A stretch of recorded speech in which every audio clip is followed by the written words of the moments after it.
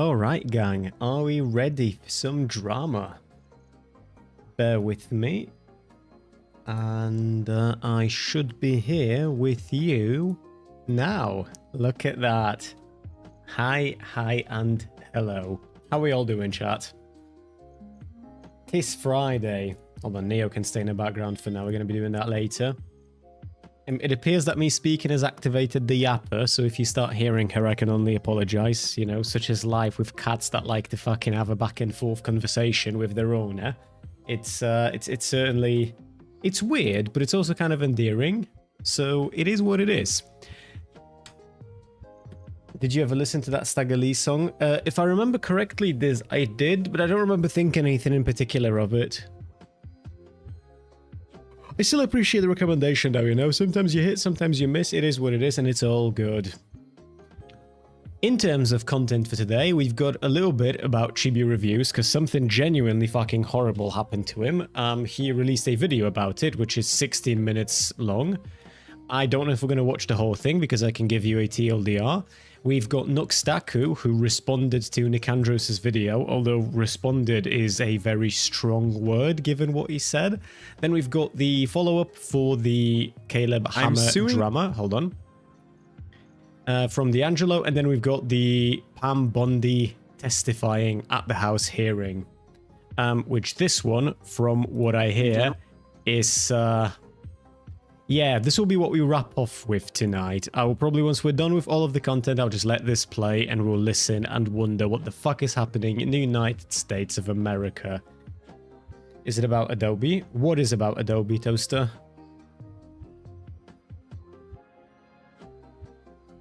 It's Friday in the beginning of 9 days up for me. Good for you, my friend. I've got no days off next week.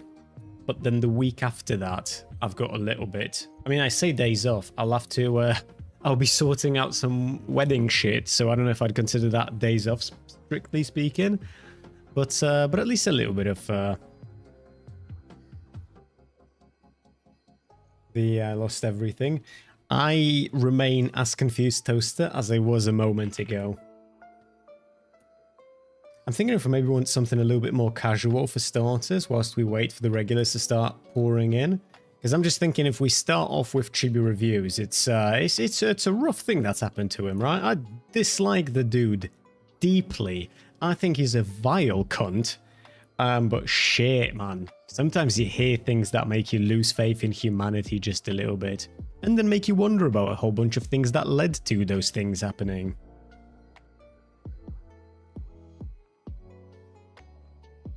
Let's see, do I have anything a little bit more brain rotty, maybe?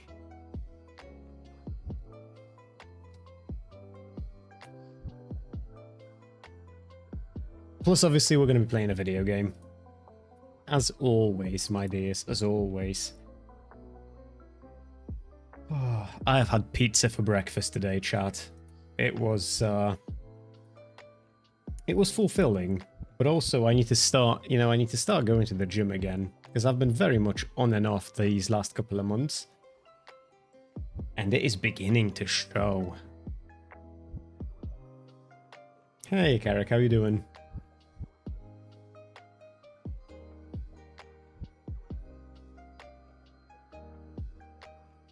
No, it doesn't look like I have anything brain rotty that we could start off with. Not today. I was pretty busy at work. I'm paying for a Medicover card since a year. Like paying out of your own pocket? Or do you mean paying like... Oh. Yeah, Carrick, do you mean multi-sport? Medicover doesn't get you in gyms. Or do you have some kind of a Medicover deal that gets you inside the gym? It actually does? Okay, that is new. I need to look into my own fucking Medicover package. And it's cheaper than a multi-sport. I need to look into that. To be fair though, I've got both. I've got private life insurance as part of my work benefits, and I've got multi-sport as part of my work benefits. I think I still pay for them a little bit, but it's like it's pennies on the dollar. I pay 39 zlotys a month at my work to get it. All right, that's a pretty good deal. It's a pretty good deal, my guy. What happened with the Chibi reviews guy? Oh, Yotin, it is. Okay, so I will tell you what happened. Again, he's made a 16-minute video. It is very rough to watch, and I don't like watching these kinds of things on stream. So let me tell you what happened. And keep in mind, I don't like Chibi reviews. I've never liked him, and I never will like him. He, like I said earlier, is a cunt. That being said, though, he's got it fucking rough right now. He's got it rough. I would not want to be in his shoes. So a little while ago, he started tweeting weird shit. He kind of went MIA, then came back and started with a barrage of tweets like this one. Just lost my fiancé, my best friend, and my entire friend group in 24 hours. I've never been more alone than right now. Deleted the post of my hospital armband. To clarify, I am fine, was just discharged this morning from the hospital. I had a mental break and I did almost die last night, but I was saved at the last moment. Honestly, don't want to elaborate too much further on it if I can help it. I wanna die. Essentially what happened is it turns out that Chibi Review's fiancé was cheating on him for a pretty long time now with his best friend of 10 years.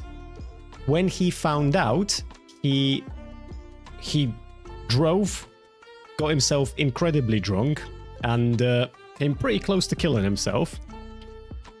Somebody did a wellness check on him. A police officer dragged him to the hospital. He was in the hospital briefly. And when he came out of the hospital, he reached out to their mutual friends and told them what the fuck happened. And their mutual friends told him that they actually prefer the best friend that his fiancé was cheating on him with to him, so they do not plan on breaking ties with him. So, yeah. Yeah, it's a rough one. It really is a rough one. Just fuck me kind of thing. You know what I mean? And what doesn't make this any better is the fact that Chibi Reviews has made many enemies through his incessant fucking batting for all the worst people you can imagine in the broader culture war arena. The fact that he was friends with and constantly shilling and defending people like Tectone. The fact that he is fucking vehemently anti-LGBT and anti-trans people in particular. Made it so that a lot of people are sort of not really feeling very bad for him. And then on top of that, he has made a ton of posts over the last couple of months, couple of years even, sort of talking about how much he loves his fiancée, how she's sending him anime panels, and how, how they're planning a future together and they want to get married. I think one of his goals for 2026 was to marry her. And, yeah, that's not happening. And so a lot of people are essentially just dunking on him now. Because now, in fairness, right, I feel like people just enjoying this are kind of weird. I don't know how we can enjoy a story of somebody's fiancé cheating on them with their best friend and their entire friend group abandoning them. Maybe it's like a guilty pleasure thing, I can kind of imagine that. I have no fucking idea why Chibi Reviews is, like, having this out in public like this. I mean, I imagine it's mostly because he's completely fucking brain broken after what happened. And he's just not thinking clearly. Although, to be fair, he's done shit like this before. So he's one of those people who, when something's happening in his private life, he sort of just goes on Twitter to talk about it. But yeah, it is rough. Is the best friend that should. I have no idea. I don't know anything about his friend or that friend group or his fiancé for that matter. I was thinking earlier that I had a thought to myself earlier today, and I don't mean to. I'm not saying that this is what happened to Chibi, right? I want to be very, very clear on that. I don't know what happened to Chibi. This was I merely used this situation as a springboard for some thoughts that I started floating around in my head, and I've come to a realization. Being in a relationship with an online person who is notorious in the culture war is one thing, but then when that person is also like a chuddy culture war kind of guy, I can't imagine that dynamic for myself in my head. You know what I mean? Because I told you guys what kind of women I'm into, right? And I'm probably as far away as you can be from lolicons and shotacons in terms of my attractions. And I genuinely can't picture it. And Chibi Reviews is a lolicon, and he defends lolicon, and it's one of those things where, like, I don't think he should be looked up for that, obviously, but at the same time, one wonders what kind of strain that puts on a relationship, because he was doxxed in the past, he was sent death threats in the past, like, bro's got a pretty fucking unhinged past. It's actually a quite common thing with people with depression. I don't know if he's depressed, as in like diagnosed depressed. Certainly fallen upon hard times though. Like I said, he made a 16-minute video about it. If you guys want to watch this, by all means. He basically tells the story. He comes close to... Actually, no, I don't think he comes close to crying. I think he actually cries a few times in the video, which again, quite really understandable. Fucking rough though. What kind of dox/death threats? The kind that make you move to a different place, Doctor.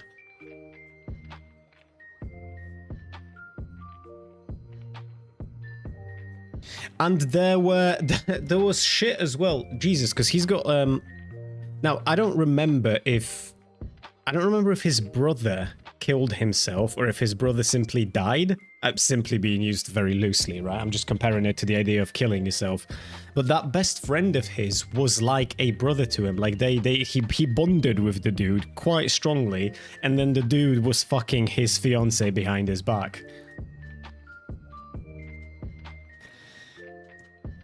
Hey, Asso. Essentially, his fiancée cheated on him with his best friend of 10 years repeatedly over a long period of time. He nearly killed himself when he found out, and when he came out of hospital and told his friends about it, his friends told him that they actually prefer the dude that she's been cheating on him with, and they don't intend to end their friendship. So he had to drop them as well, for fucking obvious reasons.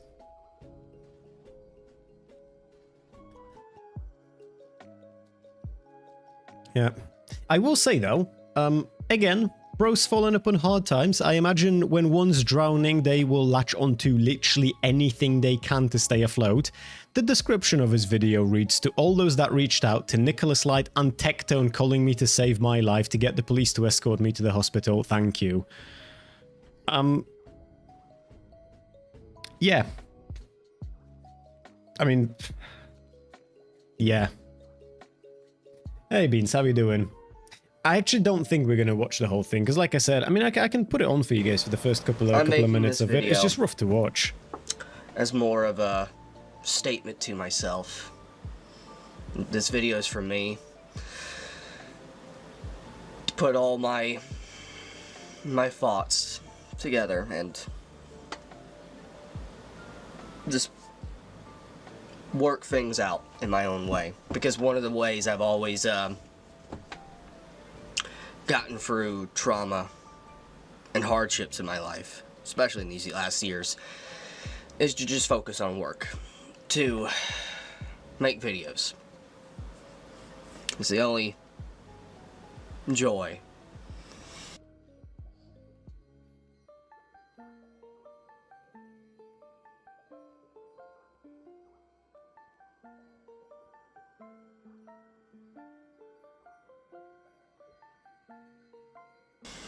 That I really have. So. Oh, perfect. Thank you, Doctor. Sorry about that. Yeah, I pulled up Toaster's message saying, "Is this an if everyone's mean to you, maybe you are the problem type sitch?" I was saying that I don't know, maybe, but I would need more to go off of to assume that's the case, because I don't know anything about his fiance or his ex-friend. I suppose ex-fiance now. I will say though, I should have saved some tweets. I don't intend to cover any of this like in a video or anything, so I wasn't saving shit. I was just browsing Twitter like I usually do. Some people on Twitter are fucking swinging at him, bro. Now again, I imagine, look, that's sort of the, if you wanna play stupid games with Culture War, you're gonna win stupid prizes, and if the game that you want to play is who can go lower, there's always going to be somebody who can go lower. Do you guys remember a while ago there was this 17-year-old trans kid who killed themselves over online harassment that they were receiving? And I think one of the last thing that they've posted was that the view sure is pretty at night, and it was a picture like from a bridge, and then the person jumped and killed themselves. when Chibi found out that happened, Chibi was saying that we obviously shouldn't be laughing at somebody killing themselves and that those comments are mean and that they shouldn't really be happening, which is fair, no issues there whatsoever. But he was also saying that it's very clear that the person was mentally ill on account of being trans and that they should have received help sooner than, you know, before they killed themselves. At which point, like, look, he's trying to keep to a certain level, but at the same time, like, look, if you're gonna come out swinging, people are gonna come out swinging back at you. And somebody posted a picture that Chibi posted a while ago of him holding his fiance's hand with the showing off the engagement ring, and they were asking him if he thinks that she was being clapped with that ring on, or if she was at least taking it off. And I was reading some of those fucking retweets and quotes, and I was just there like, bro. Fucking hell. Sheesh. And that's one of the more casual ones, okay? There was a lot. There were a lot of tweets. I was about to say, yeah, involving yourself in culture war. Sorry, I've missed a message. Involving yourself in the culture war stuff is going to make people never take pity on you for anything. If you do invite that, you got to be ready. Yeah, it's a rough situation. You all saw the post. You all have seen. You've seen what I've said in the last 24, how many hours? I don't know. It's depressing news, I'm just gonna give you a full rundown of just everything that happened. Maybe I'm oversharing. This will be used against me to mock me or whatever. Well, like I said, I'm saying all this just to clear my head. Just because if I say it, it's done. It's over. Like, I'm able to just process everything at least a little bit better. So, hey, on the Alex, how you doing, 11th love?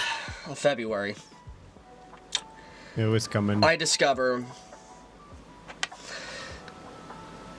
my fiance cheating on me with my best friend of 10 years.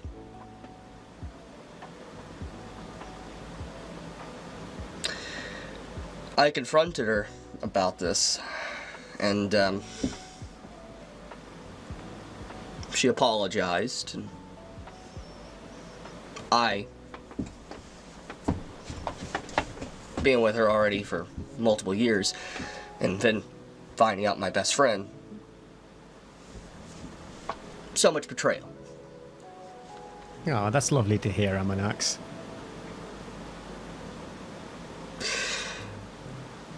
So what I decided to do is just, I grabbed my keys, I went driving. I went to the liquor store. I bought alcohol that was the same alcohol, the last alcohol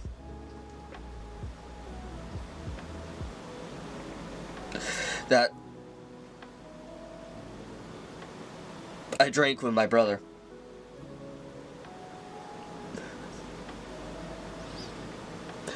And then I drove into the middle of nowhere, near water, and I drank, and drank, just sitting there drinking. And I was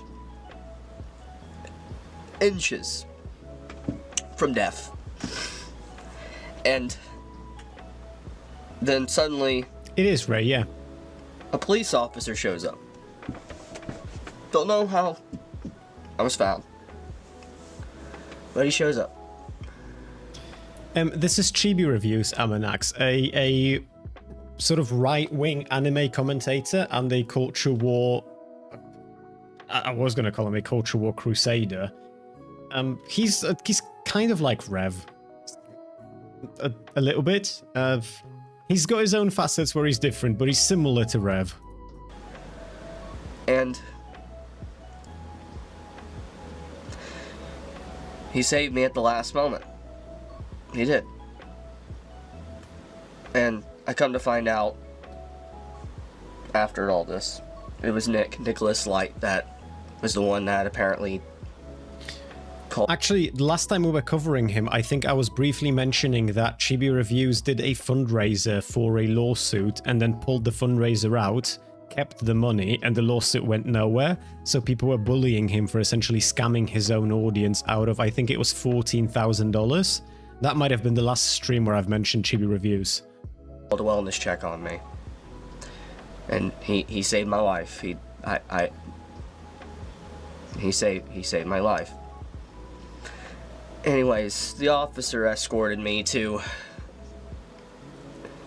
the hospital, because obviously with everything, making sure mental evaluation and all that. And I obviously couldn't drive, you know, too much alcohol. What was his defense for that? His defense for that was that the actual lawsuit is more expensive than the amount of money that they've raised, so he's keeping the money in the bank and he's putting like his own money into the pool so that the lawsuit can proceed. But I don't think we've ever seen a single receipt that would show that to be the case. So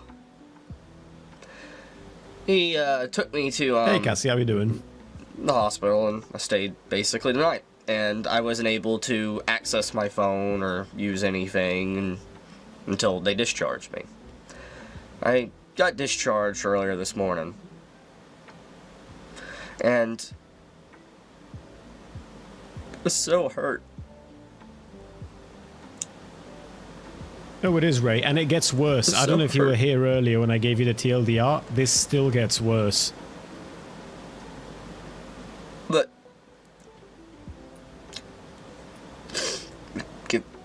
I'm going to give full context. So, I'm getting messaged somehow. Nicholas Light has my number. No, Ray, it gets worse. And then Tectone, apparently, he gives me a call as well, and they're worried about me. And so many others reached out that I didn't. I thank you. I was wondering why he's sharing this. He's still not in a state of mind to talk about this. I don't know why content creators do this. I understand feeling some kind of a bond with your audience. I have no fucking idea why all of this shit is always public. Though I would say, I don't know to what extent it can stay private when you're a big content creator. Like, Chibi Reviews got 500,000 subs on his main channel, and he's got several channels, to my understanding. Like, people are going to put two and two together, so some kind of a statement eventually would have to happen. Is it necessary to make one immediately after you're discharged, or like shortly thereafter? Probably not. But like I said, I don't know. Maybe it's just how these people operate, right? Like, I always ask myself that question whenever fucking content creator drama happens, and I can't help but wonder why the fuck any of it is public.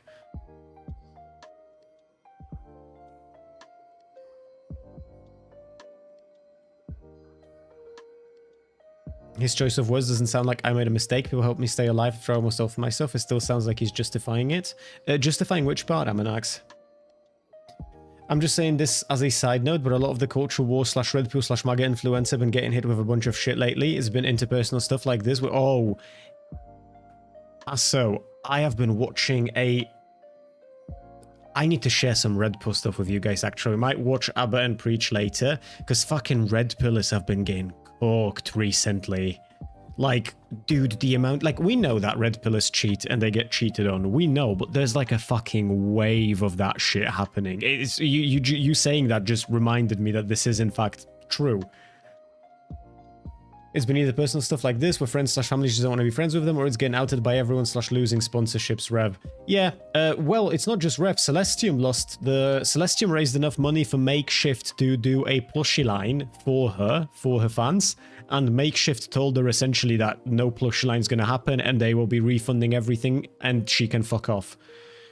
Which, I mean, we can talk about that in a little bit, actually, because it's kind of interesting. But these people are just, like, Celestium is a freak, a genuine... I don't know what company would want to work with her.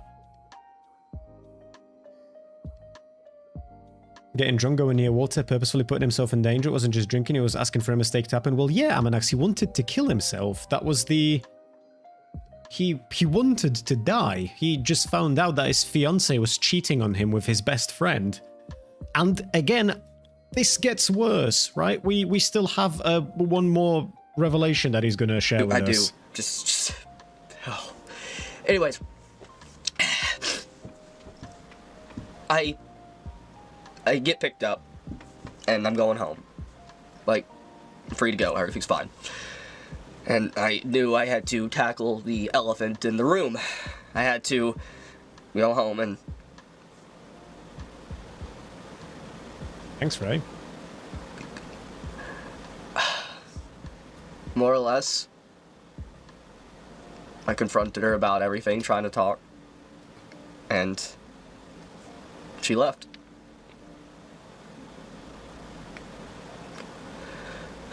I'm not a perfect person. I make mistakes. Wild to me that you'd even... maybe this is just like a me thing. Wild to me that he went in there to talk. That she was still there. Obviously, we're just getting like a sliver of the story. But, bro, what is there to talk about? Like, the relationship's over. By the time you're back home, she shouldn't be there anymore. Or you shouldn't be going back there. Like, if I was in this position, I'd either get a friend to go in... yeah, fuck, I've just realized I'd get a friend. He's about to tell us why a friend wouldn't do this, right? Can't do this even. But I'd get a friend to grab my shit, and then I'm leaving, or that person's gone by the time I'm back. She apologized, then left. Why even apologize? I mean, I imagine she apologized because she's done a horrible fucking thing to him, right? There's no...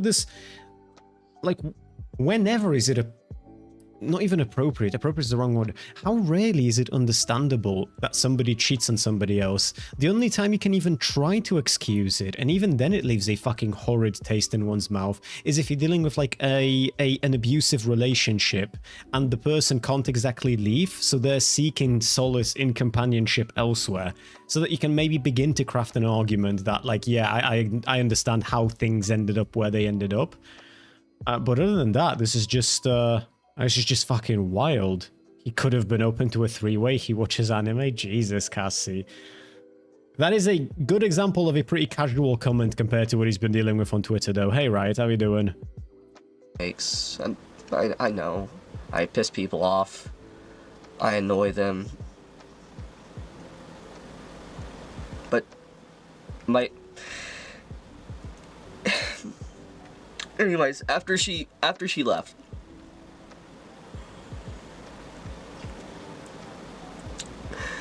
I did what anyone probably would reasonably do. I wanted to confide in someone. Not really. I go to my gaming friend group. Yeah, this is the right. Listen, just as long as my best friend that my fiance cheated with. I talk with them, and they straight up, they admit to me they don't care, basically, what my used-to-be best friend did. They prefer gaming with him, and I thought these guys were my friends. I did. That is fucking grim. Gets out of the hospital, feels the need to confide in someone, goes to his gaming buddies, and his gaming buddies told him that they're sticking with the other dude because they like him more. Fucking oof. That is some Jesus fucking Christ type news.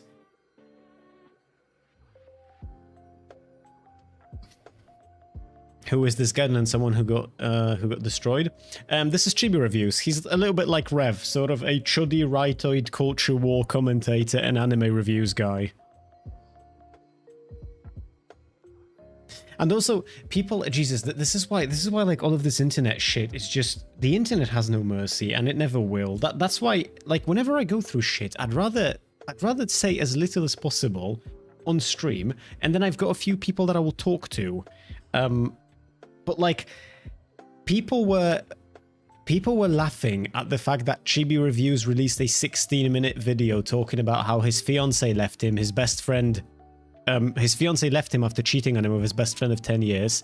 His friend is no longer his friend, and the friend group, the mutual friend group, all chose that best friend over him, and he's doing it with a poster of half-naked fucking S-Death in the background, and all of his lolicon fucking, not lolicon, sorry, all of his lolly figurines to his left, slightly outside of the camera angle.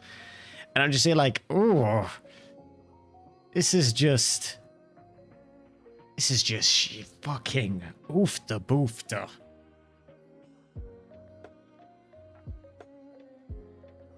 But I will say, again, the reason why people like Chibi reviews are fascinating to me to some extent is because I always wonder to what degrees those friends or those people are normies. Because if you think about it, somebody like... I don't know, because again, I don't have any lolicon friends. So I can't put myself in this situation. But if I did have lolicon friends, that would like permanently be an asterisk by their name. You know what I mean? Like this is a person to look out for. This is concerning. This is yikes. And I'm just thinking, if his friends are even resembling like normies, I wonder what they think of him. They can't think of him too. Dude, how highly do his friends think of him if he confides in them that his fiancée cheated on him with his best friend, and all of the friend group, the mutual friend group, is like, we prefer the cheater dude over you. The other thing is like, why would you know that about them? I think is the equivalent red flag. Yeah, but that's the thing. For him, you can't not really know it unless you don't know who he is, because he's got a YouTube channel with 500,000 views. Where he posts his face out in the open. But also, to be fair, yeah, I feel like people sharing that the lolicons kind of is a red flag. Yeah.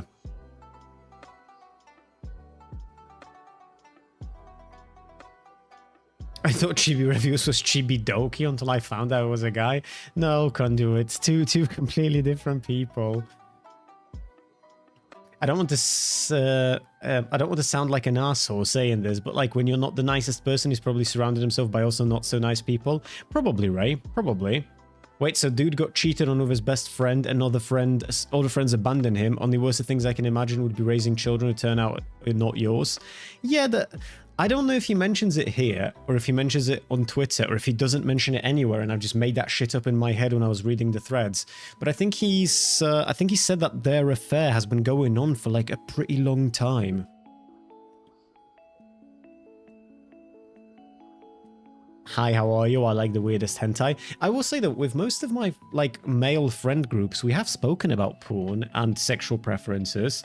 I just don't, I have never heard anyone out themselves as a lolicon though.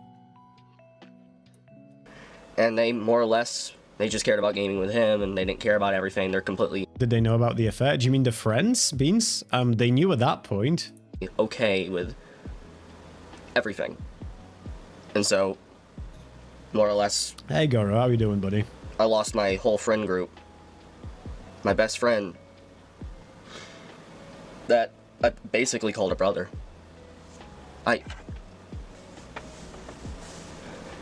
There was moments where he was hurting years ago with COVID.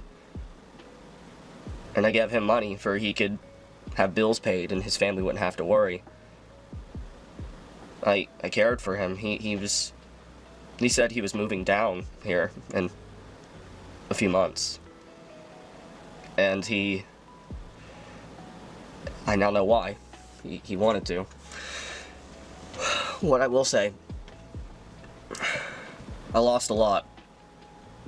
I lost a lot.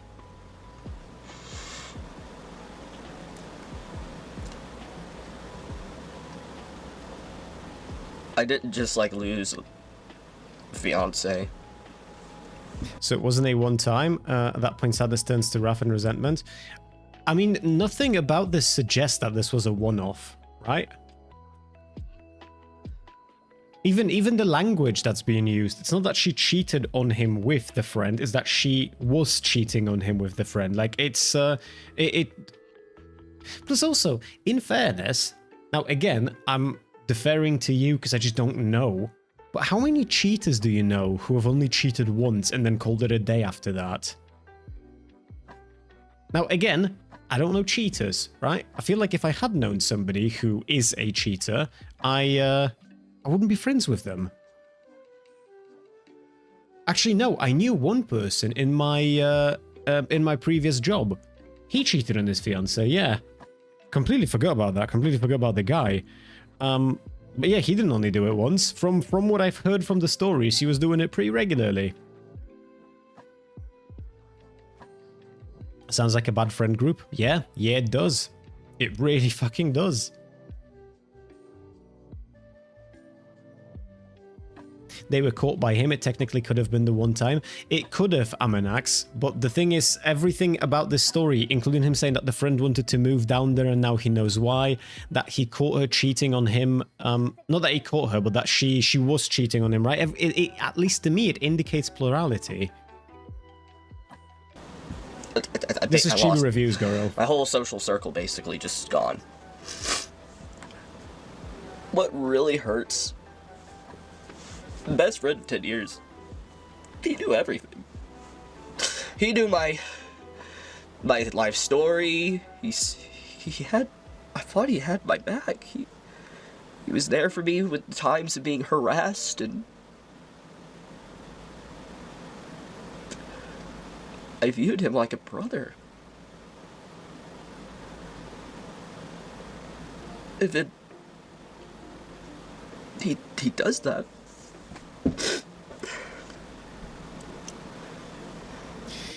Jesus, I just had a fucking grim realization. Oh, this hurts right in the meow meow. I've just realized, because this is a long-time friend and it's a long-time partner, and Chibi got doxxed. He had people send like shit to his house. He was attacked pretty viciously on the internet. I think he was mailed things as well. And I've just realized that the extra stress that his choice of career, I understand that sounds victim blamey, but the extra stress that his choice of career has put on his fiancée was probably like a point of bonding for her and that best friend, right? Because it's like a thing that they would be able to talk about and relate to some extent, because Chibi was the central person. Oh, I don't want to think about that, bro. That is just sad. How old is this kid? I think he's coming up on 30. I don't actually know how old Chibi Reviews is. Chibi Reviews age. He is 30. He'll be 31 this year. Wait, hold on. Assuming this is him.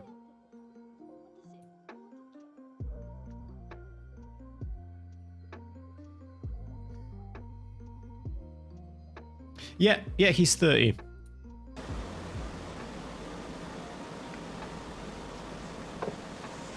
But I feel like he's using us, the audience, as a free bestie to cry to. I don't want to be his bestie. I mean, in fairness, he released it to his own community, presumably. I'm just watching it for the content, to put it bluntly. But yeah, I mean, I don't like any of this either. I don't think this should be public. I mean, fuck the fiance, fuck the friend. Well, I suppose they already were fucking. I mean, I don't like any of the people involved in this story. anyways.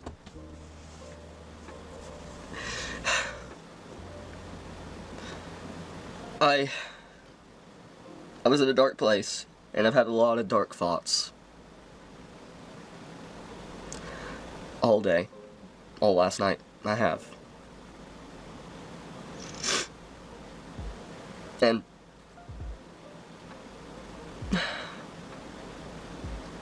it's not so much about forbidding him, Riot. What Aminax is saying is essentially that this just shouldn't be done in public, right? She's saying, like, hurt and grieve without making this fucking puppet show out of it.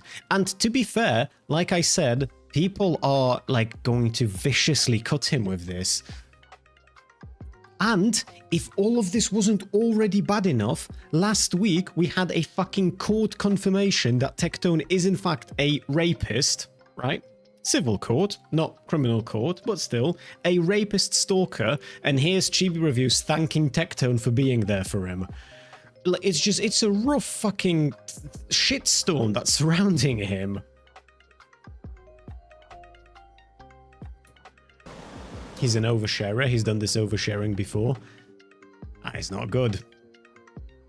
Sure is conducive to becoming a big content creator though, right? It at least appears to be. He's smart because he knows everyone will talk about this. I think Moist Critical will make a video soon. Yeah, but thing, Armed and Dangerous, is that this isn't the kind of thing where people talk about this and you get good things out of it. Like, even if he makes some money doing this, he's got 500,000 subscribers. His videos do pretty well. He's a pretty well-off guy. And he is essentially, like, this is not what you want to be known for. Yeah, he's doing all right. Jesus, these thumbnails, bro. Imagine being in a relationship with him. Like, what the fuck is this, bro?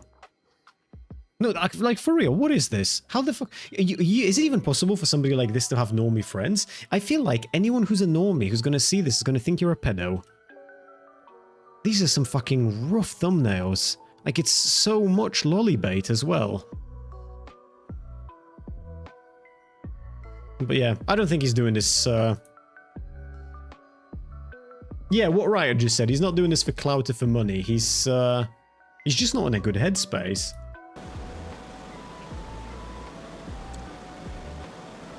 I'm gonna be honest, guys.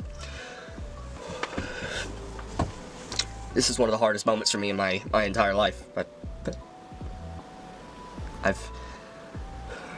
like I said, I've told you guys many times, if you've watched my content, just one of the weeb only joys... friends, it's normal for them. He appears to have had weeb friends, and the weeb friends prefer the cheater to him. In my life I've had over the years, is making content. Talking about what I love. It is the one thing that's never caused me problems.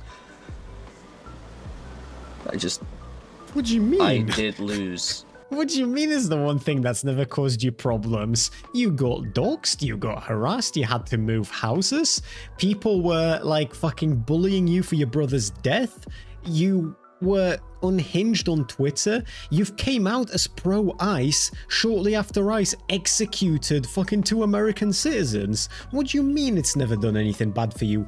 Arguably, it served as a catalyst in the situation you find yourself in right now. What is going on here? Take care, Wing. So Take care, much. buddy. He was sending her nudes and just the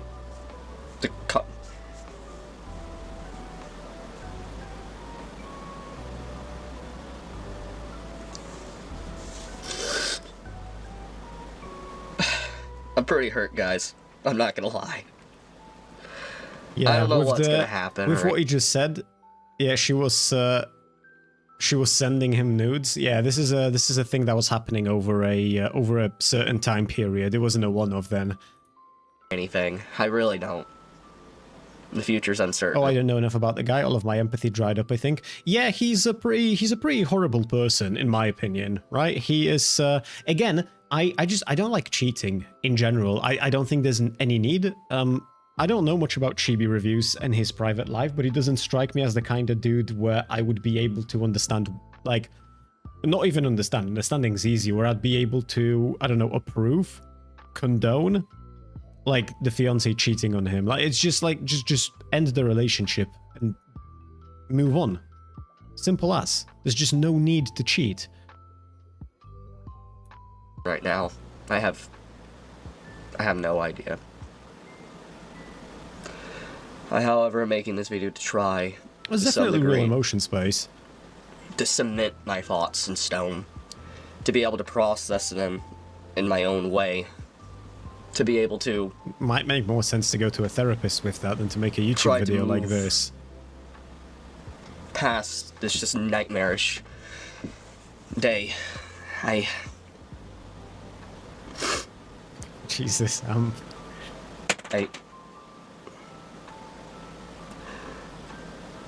I just...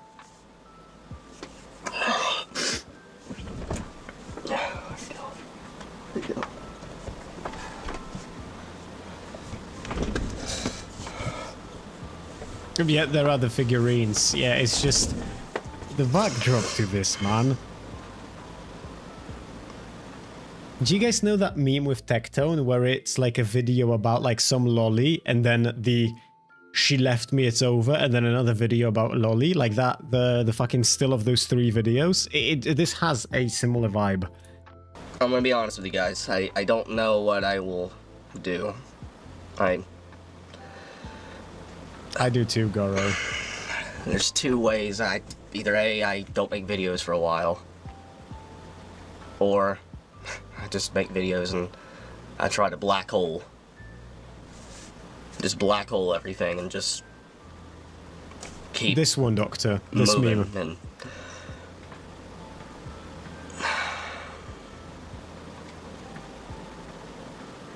we'll see. What I will say, though,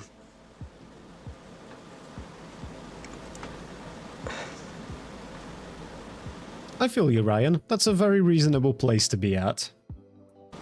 I thank everyone that's been supportive. To those out there, you know who you are. You have been more supportive than I could have ever imagined. Yeah, like I said this earlier, a drowning man will grab onto anything they can to stay afloat, but maybe, you know, thanking Tectone in your video description is going to put under question certain things about what happened to you when Tectone's a rapist stalker who used to sexually abuse his girlfriends. And you were just cheated on, and you were like, and you're currently like, yeah, Tectone, thank you for looking out for me, bruv. Like, bro, what come on. This is not going to go down well, is it? That's supposed to be the reasonable position, because then it invites others to wish horrible things on you. Yeah. A Marxist, Leninist, feminist, goth baddie would never cheat. I can't say I know any Marxist, feminist, goth baddies. It sucks I do put him to some degree, but at the same time, like I said, I feel like if you're a person with shitty beliefs, you're going to attract shitty people. Yeah. I mean, yeah. Very sad, though. But yeah, it is what it is when it comes to Chibi reviews. I don't know if you guys have seen this. Nux responded, but Nux didn't respond on his main channel. On his secondary channel, he made a video talking about Hassan, and in the middle of his Hassan video, for 1 minute, he talks about Nicandros' video on him, and then he goes into a fucking Bible verse recital. Like, unironically, that's how that part of the video goes. He's talking about Hassan, he very briefly talks about Nicandros' video, and then he starts quoting the Bible. And I'm just like... And he did the exact... He's such a weaselly, slimy little fuck. That's how you know that he's an absolute beta cuck in real life. He did the exact same thing with his Tiger apology. He just, like, puts it in the middle of a different, unrelated video. Isn't he fucking Jewish? He is. He lives in Israel. Did you all watch the Nicandros Nux video on stream? Yes, Amp, on Wednesday. But yeah, this is People are accusing you of being a pedophile because of a Discord. Oh yeah, we'll talk about that a bit today. I'm not gonna lie. I don't want to be rude. You know what? We'll save it for when I talk about it. We'll save it for when I talk about it. It might have been one of the most disingenuous, slanderous campaigns ever. But we'll talk about it a bit. It's unbelievable, to be honest. It really is. It's like, oh, a guy got groomed in a Discord. A guy got groomed in a Discord. A guy got groomed in a Discord. A 13-year-old child got groomed in Nuxtaku's private Patreon Discord that they had to pay him to get access to, where they told him moderation is needed, and where he was well aware of underage people being present. Which is fucking awful, don't get me wrong, and I'm really sorry if I contributed to that at all. It's really fucking awful. It's worse than that, Spaceman. But oh, I really God, didn't for real, contribute to that much at all. Contributed to that at all. Which is fucking awful, don't get me wrong, and I'm really sorry if I contributed to that at all. It's really fucking awful. But I really didn't contribute to that much at all. I'm really sorry if I contributed to that at all. But I really didn't much contribute to that at all. He's such a fucking moron. The downfall of all of these imbeciles is the fact that they can't shut the fuck up. They just have to speak. To be honest. Like, if we were being honest. if we're being honest, he facilitated it. It was in his Discord. It takes $20 to get the Nuxtaku stamp of approval for grooming minors. Imagine what he'd allow you to do in his own Discord if you paid him $40. Bro was well aware of everything that was happening there. I'm so looking forward to Nicandros' next video on this topic. What an absolute fucking coward.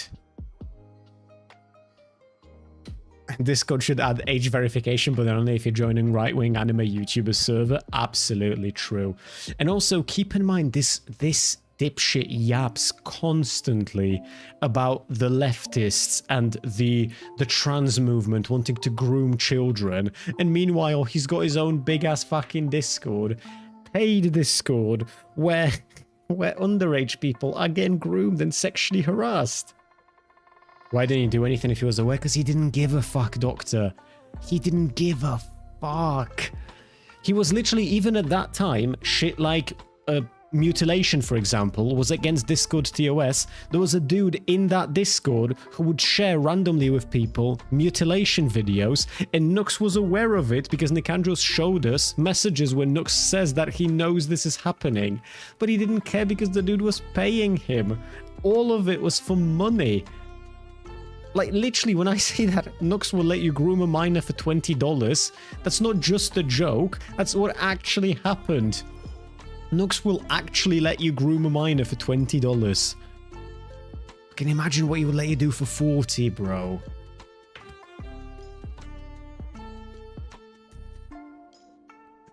Sheesh. For Nux, though, that's all for the time being. There's certainly going to be more very soon, and I'm looking forward to it. What I reckon we can cover is part 2 of the Caleb drama that we started last stream. Nux is a cheapo. It's not even that. It's not even about him being cheap or not. People will moderate for free if you let them. Jannies just are like that. People like your content and then they're like, hey, here's free labor. And you're like, hell yeah, bro. I love free labor. And you give them a little fucking role and they do free labor for you. It's insane. It's like a fucking infinite money glitch. It's like the mines, but legal. You can tell them to do things and they just do them, bro. Sometimes you don't even have to tell them to do things, they just will do them. Sometimes you wake up after an absolute fucking bender, you open up Discord and your mod is like, hey, I've prepared content for the next stream for you, ooh, and they're like, bro, hell yeah, slavery. I understand why they didn't want to get rid of it. I don't approve, but I certainly fucking get it now. But he didn't care about any of that. He could have just had moderators for free. He just didn't. He just didn't, bro. Plus, I have a fucking way darker theory on that, okay? I think that if you add moderators, then moderators will have to moderate. And if they have to moderate, they might have to ban certain people. And if they ban people from your private Discord, those people have no reason to give you money to be in that private Discord, now do they? So there is a vested financial interest in nobody ever getting banned.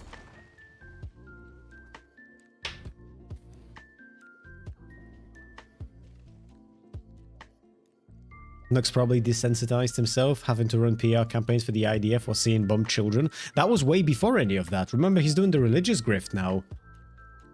I don't even think people knew he was Israeli at the time when all of that shit was happening. Have you spoken about the Emiru drama yet? The most recent one, Global Ice, or actually maybe I say the most recent one, maybe there was a new one since the last time I did. Are you talking about the one where she issued an apology? The Denims one? Actually, no, I don't think we have spoken about that on stream very much at all. We can do that later today if you'd like. In the meantime, Caleb Hammer drama, part 2. I'm suing D'Angelo. So says Caleb Hammer in a live stream that took place on his channel with over 2.8 million subscribers, in which he delivered the single worst response I have ever received in the entire time I've been on the internet. This, for me, is like the equivalent of a ukulele apology or Shane Dawson screaming on a live stream. Caleb came in hot, okay? I'm suing D'Angelo is what he named the live after it ended. And funnily enough, it's not called that anymore. He's been trying to walk this back a little bit. Right now, he wants to play Kumbaya, etc. He seems to think we could be friends or something. I do truly think this man has underestimated the levels of haterade I bring to this game. So if you don't know who Caleb is and you don't know what I said, this is a good time maybe to go back and check out my previous video. The thing that he was threatening to sue me over, I just went ahead and uploaded it. Can you blame him, Globalized? Can you blame him? Before I had a chance to put that video out, Caleb took the original live stream. I would have thought you'd where enjoy you just get my unedited thoughts, and that's what he was reacting to, which is why it took him 4 hours to respond to all of my points. And because of this, I regret to inform you, Caleb's live stream is actually unwatchable. It is to the point where people in his audience were begging him, Caleb, please just stop pausing the video every 5 seconds. This is going to take forever. Hey, would you let it— Oh, Stepan, you missed a grim fucking segment. Do you remember Chibi reviews by chance? You missed some shit, bro. It play so we can hear what D'Angelo was saying before you go off and start screaming. And this was Caleb's reaction to his fans asking him to do that. Let 30 seconds play. Fuck you. Unsubscribe. I don't care. Get out of here, bitch. I'm doing a reaction to It something. sounds like a bean stream. True. Okay. Obviously, in an interest of keeping all my Oilers in the loop, because that's the important shit to making this work. Just to give you a huge TLDR, Chibi Reviews is a little bit like Rev. He's a right-wing anime reviews guy. We found out last night that he went through a fucking horrible mental breakdown that ended up with him in a hospital because he found out his fiance is cheating on him with his best friend of 10 years, and they have been doing that for a while. And as soon as he got out of the hospital, he told his friends that this happened because he wanted to vent to someone, and his friends straight up told him they like this dude that his fiance cheated on him with more than they like him, so they'll be choosing them in the divorce. One talking shit about me. I'm gonna do it how I want, you little fuck. And if you're thinking, well, that was kind of a lot of energy, is he like this the entire— Yes. And therefore, sorting through this to figure out what his sort of responses to my main points were was excruciating. I went through 4 hours of this energy just to try to give him a fair shot. I think I'm definitely dumber than I was before. A few of my brain cells have certainly been replaced with rocks at this point, but here is my interpretation of Caleb's responses to my main points that I was making in my video. Honestly, I had quite a few. The first thing that I accused him of was uploading misogynist thumbnails, misogynist titles, constantly referring to the women on the shows as the B word, etc. And Caleb says, We tell them how crazy the episode's gonna be and how the thumbnails and titles are gonna be, and we ask if they're— I don't quite know. I don't, because it's the maybe second or third time I've seen Caleb use this excuse. I wonder if he's like, if he genuinely doesn't understand, or if there's no shot, right? Like, it's not possible that he's actually this stupid, that he truly just does, like, he can't wrap his head around the idea that just because you tell somebody that this is going to happen, that doesn't make the thing happening okay anymore. Like, come on, Chief. That's not how any of that shit works. okay with it. They consented, you didn't, you don't matter.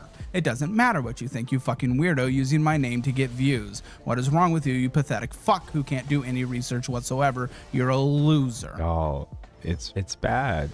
It's bad. This is a bad response. I sat through this for every single point that I made just to see if he had any sort of criticism. And so if I sit here and respond to every single time he like starts crashing out and going off on a tangent and I don't know, trying to verbally whack me over the head with a cartoon hammer, I think we're going to be here for a long time. So pardon me for just responding to his main point. The people on my show, the women on my show consent to being on my show. They're okay with my titles and thumbnails. They talked at length about this, about how they have a whole onboarding process. And this isn't a case of Caleb just, you know, belittling his guest without their permission or whatever. And he uses the same argument to combat many of my points where I'm saying the things he's doing are wrong. And I think that's hilarious, to basically build your entire defense over something that does not actually contradict what I was saying. Caleb seems to think that I am offended for the people specifically inside his videos. The true capitalist and that's certainly one way of interpreting my video, but I definitely believe the vast majority of other people watching were easily able to see. My point is that Caleb is playing into an ecosystem of misogynist content by appealing to people who hate women, want to see them get called the B word on the thumbnail or in a title, say you hate them, etc. The actual individual opinions of the people in the video have quite little to do with what I was saying. Anyway, my next point that I made was that he was an anti-SJW in the year of our Lord 2026, which I don't even think he disagreed with me. Because every single person I've met who's a social justice warrior, or like the old, like not old school woke, but like the new woke, because old school work was good, but they're actually like the worst people I've ever met. If the guest is an SJW, I will make fun of that. If the guest is a racist, I will make fun of them for being racist. Watch the content, you pathetic piece of trash who can't make actual valid criticisms. Again, we're not doing so hot right now. I guess I didn't say it, but making anti-SJW content is pathetic. It was bad back then, and it is doubly awful now because we all know that this is just stupid. He explains that like social justice warrior is a horrible type of person. These are awful people who are constantly on their moral high horse, people who like hold people to these impossible standards and this, that, the other. And while there are definitely people like this who exist, I just find it quite interesting how the term SJW gets applied to people who are usually just saying things like, oh, hey, don't say slurs. Ooh, maybe you shouldn't treat marginalized people as less than. If you think the people doing this need the same level of being made fun of as actual racists, you have completely lost the plot. Anyway, my next point was that he was being weird about pronouns by purposely showcasing people using alternative pronouns in the beginning of his video. That way his audience of bigots was predisposed to disliking this person. And Caleb's response to this is actually amazing. And by the way, if you want to see the expanded version of any of my arguments that I'm talking about here, you can just go back and watch the last video. Again, it's all there. It's explained in more detail. I'm not actually just going off of vibes. I am showing the things I'm talking about. Do we respect pronouns? Absolutely. On the show, I have made mistakes, but I respect. Dude, we were fucking researching your pronouns because I thought you were a woman. Because I didn't hear you speak first. So like just based on your face. We respect pronouns. What are you fucking talking about? Oh, the dangers of being a beautiful man. Now you've got proof in the wild that I just walked through this. That is a wild thing to say as well. Caleb is such a fucking dimwit. We need a hate academy run by low tier god. Caleb is trying so hard to hate and always just falls flat. Low tier god had something that can't be taught. Like, you have to be born with that. The way he'd be able to just break into a fucking made up story about how he fucked your mom midway through his stream because you insulted the shirt that he's wearing. Have you guys even, have I ever showed you the clip of the, hold on. Bro, there is a fucking, you need to...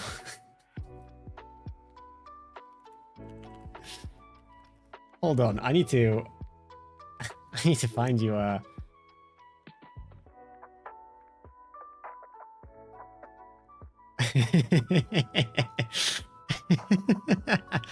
I love low tier god so much. He's so fucking unhinged.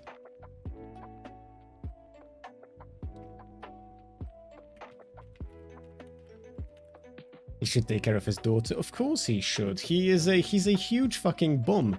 But there is an fuck, I can't remember what it is that his chatter has said. It was something about the shirt that he's wearing, the t-shirt even, that he looks like a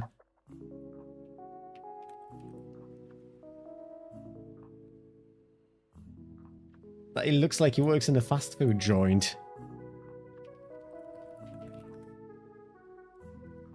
Fuck, I can't find the clip now.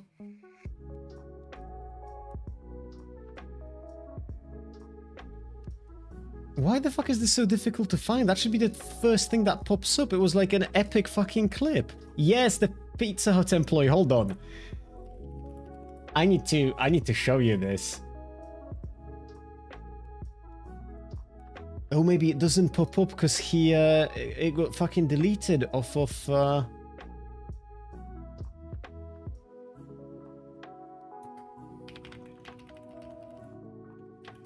I think the clip got deleted from YouTube. Hold on, this I think I found it. Hold on. I look like I work. When I say that this can't be what low tier god has can't be taught. It's something that I was born with. Just I look like I work at Pizza Hut. Well, listen, here's what I'm gonna do. Because I look like I work at Pizza Hut, I'm gonna go ahead, grab one of the empty boxes that are in my motherfucking stove. Because I always keep an empty, you know, empty pizza box just for the fuck of it until I feel like throwing it away. I'm gonna go ahead and I'm just gonna ring your mom's doorbell when I know you're asleep. I'm gonna ring your mom's doorbell. She's not gonna answer it at first because she's gonna see a tall black man. But she's gonna peep through the peephole and see that I'm peanut butter complexion, so everything is gonna be alright. I'm gonna have the pizza box and be like, "Excuse me, ma'am, did you order pizza?" She's gonna look at me up and down, see the abs chiseling and busting through the Under Armour, see the BBC slightly protruded to the left, and just pull me in. The pizza box flies. She said, "Wait a minute, there's no pizza." I said, "Well, you just pulled me in the house." Throws me on the couch, gets to her knees, grabs one fist, grabs another, gives me a double stack because I got the BBC. Starts sucking, twerking, twisting. I'm like, ooh, ooh, That's all I can really do. And I submit and I just bust infinite hot loads of matrix juice right down her motherfucking throat until she gulps and gargles. And asks for more. Get that ass banned, bitch ass nigga. Get the fuck up out of here. Somebody ban this nigga. It's just such a fucking stupid clip. He just breaks into a story out of nowhere midway through and then gets really upset at the end and tells people to ban that chatter. It's so silly. It's so silly. Jeez, low tier god, he's always been so fucking fun though. Absolutely mental, but so fun to listen to because of how unhinged he is.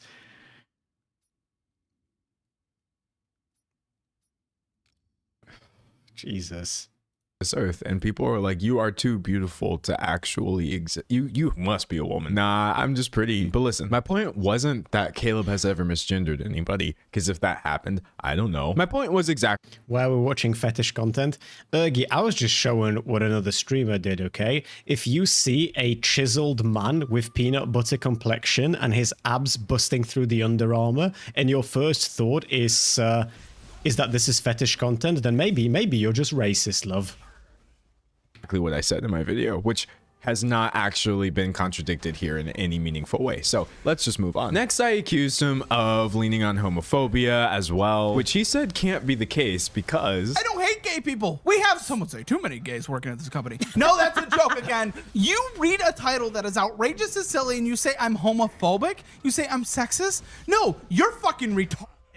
That's the only real thing here. Ooh, all right. Whipping out our first slur. Let's go. Or let's not go, because this is just actually really tiring. The longer this goes on, I just feel like the less effort I actually have to put into responding to this. I have gay people working for me as an unironic response to homophobia accusations. But just wait, because later he's going to do the same thing with racism and be like, oh, actually, I know black people. If you think I'm kidding, you're in for a ride. Also, I really do love how thus far, not even one thing I said has been contradicted. Not one. If you think I'm leaving out context, because trust, I am leaving out vast swaths of this live stream, you are free to try to get through it. Whether you will do so with your brain cells intact remains to be seen. And by the way, seeing how he just used the R word to describe me for some reason, that was one of my points as well. Hey, being ableist isn't cool. Using this word all the time isn't great. At one point, he was calling a woman's autistic daughter the R slur. And so this is what he says. I said it for an outrageous moment that she consented to. She consented to. I talked to her about it before we started filming.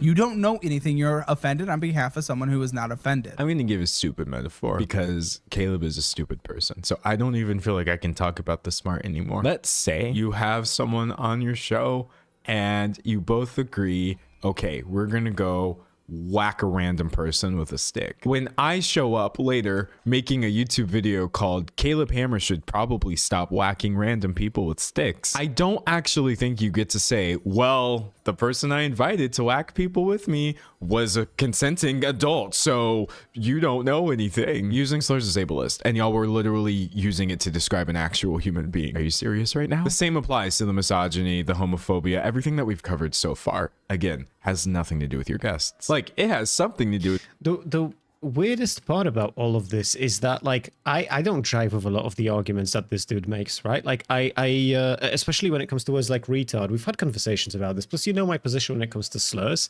It's just that Caleb's, like, a really fucking weird dude. And when he's accused of things, he has a tendency to push back on it in a way that justifies the accusation right off the bat, and it's just fucking weird. And, like, it really just is. With your guests, it's still cringe to watch you sit around and be creepy and sexist and misogynist to real human beings, but their consent is a minor point in this larger argument of you pandering to people who want to see this content. And speaking of just difficult watches, the next thing I talked about was just how icky he is when it comes to many of the guests who are women talking about their bodies. I made the bold claim that actually it's super weird to, within the first minute of meeting somebody, mention their boobs. But you know what? Caleb was like, nah, fam. Welcome to content. Dude, I'm literally making content. What do you think you're doing? You're over sensationalizing this for content. That's what I was doing there. Do you? It's not a good excuse, Chief. I wonder what the fuck is actually going through his head that he thinks that's going to be a good excuse. He makes weird comments about people's bodies. And his pushback is, bro, I'm making content. Of course I have to do this. It's just content. What, bro? What are you doing? Not know how YouTube works. Why is it up to him for what's appropriate? I didn't know that he was the appropriate police. Show me your badge. I gotta say, though, if Caleb is the dumbest person alive, whoever that is with the pink hair, strong candidate for second place. Anyway, much of this is him explaining, oh, D'Angelo, like, me talking to people isn't the first time I'm actually meeting them. We have, again, this onboarding process they refer to. We do a lot of vetting, etc. And to that, I say... nothing, because it's still creepy to talk about people's bodies this way, bro, especially in content for other people who, again, are clicking in because on some level they want to see this. Anyway, I would say right around here is where the live stream started breaking down. It just started devolving it to combat my assertion that despite being so very stupid, as I'm sure you're seeing even in this video, Caleb is still harmful, and that's why I'm calling this stuff out. Look through our email, look through our socials. We've had over 50,000 people minimum at this point that have changed their financial lives in the last 4 years because we've done this show. You've never positively impacted someone's life other than entertainment once. Fuck you. You have no moral ground to stand on. None. And I think after this, he sort of realized that the vast majority of things that I was saying in my video can't really be argued against because I wasn't wrong. So they just, I don't know, the three of them just started going off of vibes, slowly backing away from making any sort of attempt at rebuttal and just doubling down on the same things they had been saying the entire show. I don't know how to react to this anymore. It's the same thing over and over again now. And he hasn't made a single good point. No, he doesn't. Anything he tries to is so uninformed of what actually happens here. First of all, why is it up to you to determine what the show is? Like, make your own show. That was his response to, oh, hey, it's pretty stupid to try to shame people in open relationships. All you have to do is take any point that I say and say, actually, that's not a good point. And where do we go from here? I guess you win. Okay, great. And that would be a little bit less serious if I was just making, I don't know, nonsensical points that don't matter. But when I'm saying things like, oh, hey, you're doing something racist on your show, and your response is to call a black person on the phone. Caleb Hammer will effectively put you into debt with your psychiatrist. Caleb's biggest, like the weirdest fucking thing that he's ever done, in my opinion, in terms of like, if we want to stick to financial advice for a sec, is the fact that he spent so long explaining to people that fucking pay loans are an absolute fucking scam, and they prey on your inability to manage and handle your own finances. And he is absolutely correct that payday loans are exactly that. And then he got sponsored by a payday loan and he started recommending people take that payday loan. Like, dude, what the fuck are we doing here?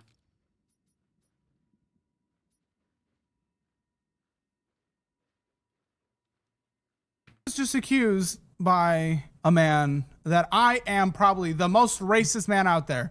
Which he is lighter than you, Robert. Which, by the way, I will say, if anyone is willing to call me on my shit because he knows, like, it's like nothing bad will ever happen, Robert will always call me the fuck out. Robert, am I racist? No, not racist. Okay. Well, thank you, Robert. Are y'all starting to see why I said this reminds me of the ukulele apology in terms of disconnect from reality? This is a little subtler. It's a little less out there from the surface, but holy moly, this is unhinged. And I think what almost makes this comical is I was saying not to mock Vietnamese people's accents. Also, him saying that I said that he's the most racist person out there. I didn't say that. Caleb's not the most anything out there. I think that's what's so incredible to me about his content being as popular as it is. You're not the funniest. I'm sorry, we don't need to sit here and just start dragging him.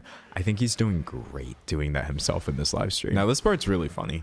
I point out in my video that so much of what Caleb does with his guests is projecting, or at least to my untrained eye comes across as projecting to many of the people watching it. And Caleb has the brilliant response of, no, actually, you're projecting. Is that not what he's been doing this entire conversation? You've concluded that I'm racist, sexist, homophobic, you name it. That is literally your entire content. You're drawing conclusions about things you literally know nothing about. You don't know me, you don't know our content, you don't know our guests, you don't know the process. Shut the fuck up. That is all you do. It's crazy to say this about a video that is live. It is live online. Anybody on the internet can go look and see what I said. This is not like a reality-based interpretation of events. This is like Caleb's reality, which I would not want to live in, man. I said it before in my last video. You could not pay me. You could not pay me. And speaking of like fake reality, fake everything, one of my main points was that if you go to Caleb's earlier content, this nasty personality, he does not talk to people like this. He's not acting like this constantly in all of his videos. It's forced. And Caleb says my assertion that he's faking a personality for views is worth suing over. Tyler, am I me or am I fakey? You're very real. Yeah. What you see is what you get. Yeah, you're pretty the same. Fuck off, D'Angelo. You fucking oh, sorry, D'Angelo. I just interrupted a black man. Tyler, please finish. No, I was saying the same thing as them. Yeah, have fun in hell for interrupting him. Literal liar. And actually, that's what is this drama about? D'Angelo made a critique of Caleb, like Caleb's content essentially being just chud bait, where a lot of it is contoured specifically to shit on the kinds of people that chuds and rightoids dislike, so that they click on his videos, and through doing so, he perpetuates just certain bad things. Like he's casually sexist, he's casually racist, he's casually homophobic. And Caleb watched that on stream and threw an absolute fucking shit fit over D'Angelo going in on him and threatened to sue. It definitely is chud bait. It is 100%. You can see it from the thumbnails as well. And it's like I said, like I am pretty confident in my worldview and in my beliefs, and I can almost pinpoint the moment when I stopped enjoying watching him and started getting really fucking weird vibe.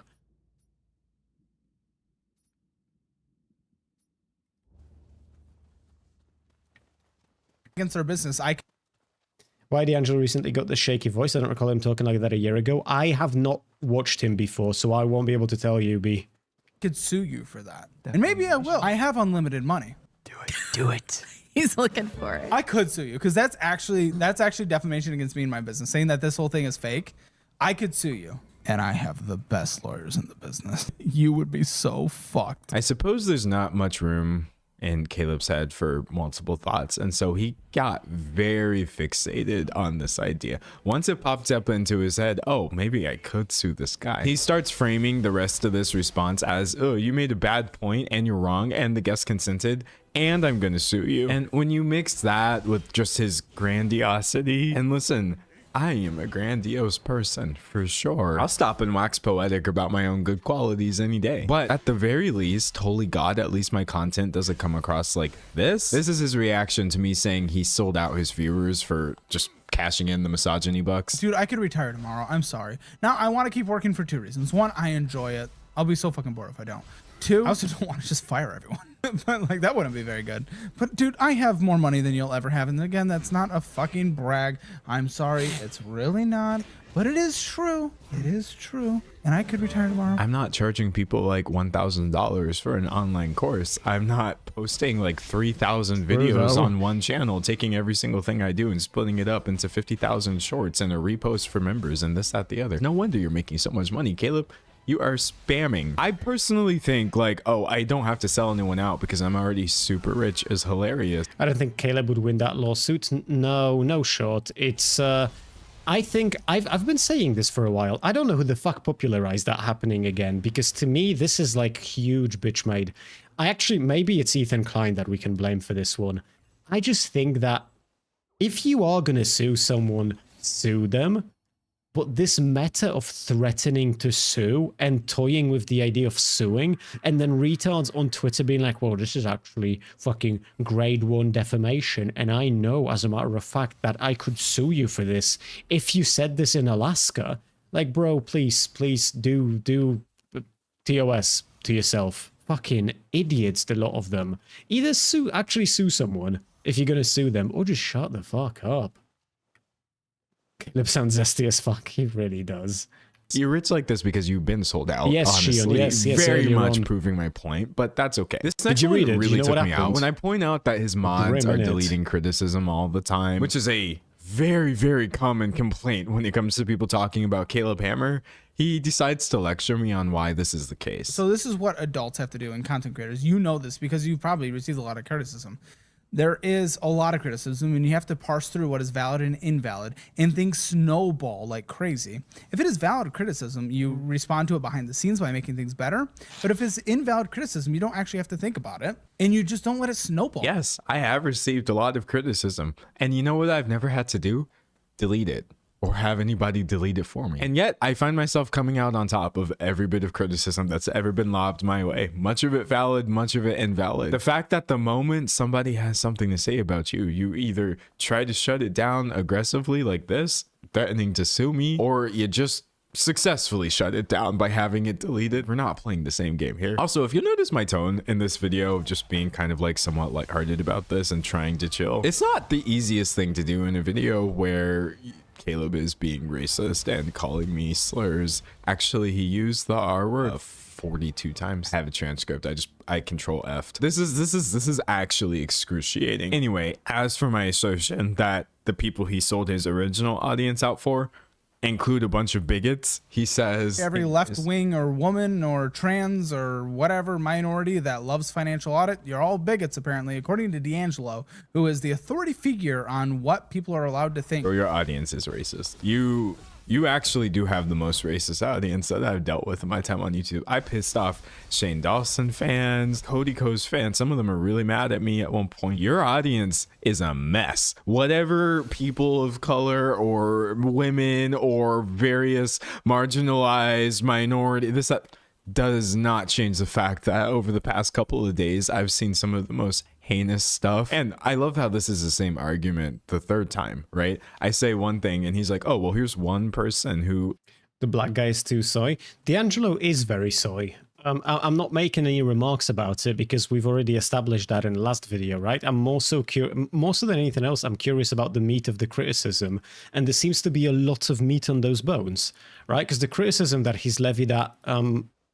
If this video was Caleb Hammer is ableist because he says the word retard, I think it would be fair to bully D'Angelo over that, right? That's some soy shit right there. Keep it to your own fucking side of YouTube. I couldn't care less. But that's not what it is, right? The retard shit is just like a That's just the fucking full stop at the end of the sentence. Plus, there are a lot of people who genuinely, like, are of the opinion that it is a slur and we shouldn't be using it and it is bad, and it appears like his community will probably be a community that has a lot of those people. So at that point, it feels nonsensical for me to complain about it, right? Like, I'm on his channel. I wasn't asked to be here. I wasn't invited by him. I happened to join in. It's on me. I made this decision. So it just feels weird to be moaning about that specifically.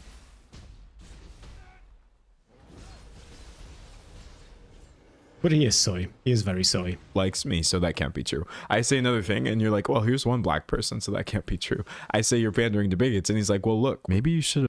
Normies consider it a slur. I don't. Maybe normies in America do, where you live, for sure. Over here, just no. Like, even our own equivalent of retard, I don't think people consider it a slur. In the UK, people certainly don't consider it a slur.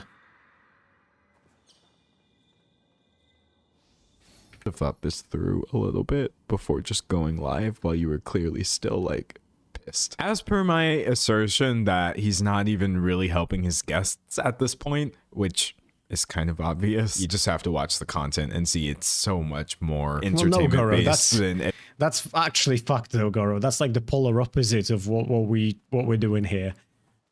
We avoid saying slurs to offend people who suffer from them. Real retards don't have the brain power to be offended, so we can say it. By real retards, I mean clinical retards.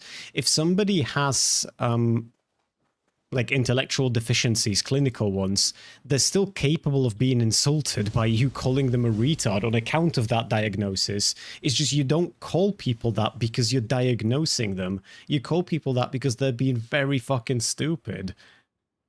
But what you just said there is like the opposite of what I'm doing, for example. That's that outlook is, I think, way more problematic than the Angelo being soy.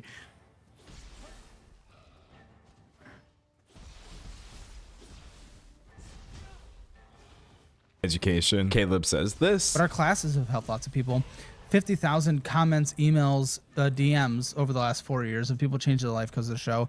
And again, the average guest has paid off 25,000 hours in 12 months. Not helping people anymore. Just because we have fun and we do some slop doesn't mean there's no help. That's awesome for the people who have been helped, but truly does not move my needle a little bit on my opinion that you're still not helping the people who come onto your show, and your content as it exists currently is not helpful for people. Anything helpful you had to say about finance, you have already shared on your channel, probably within the first year of you doing YouTube. Yeah, and that's why he has to do the $1,000 course. In my original video, I said I thought it was predatory to take people who are struggling with their finances and be like, oh, you can pay me $1,000 and we'll help you fix this. But look at any other program that is on the same level. Welcome to the marketplace. Also, do you know how expensive it is to make and maintain? You have no idea what our payroll is. Listen, I'm not promising I'm suing you, but I'm promising I'm talking to my lawyers about suing you. You can't just say it's a scam. You never took it. But you saying that in front of thousands of people, buddy, I'm going to sue you. It is objectively not a scam. Jesus, Froggy.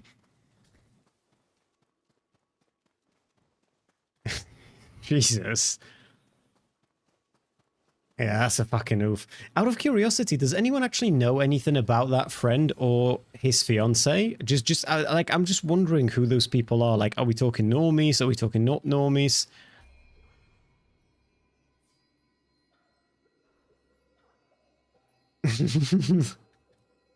How you doing, Chino?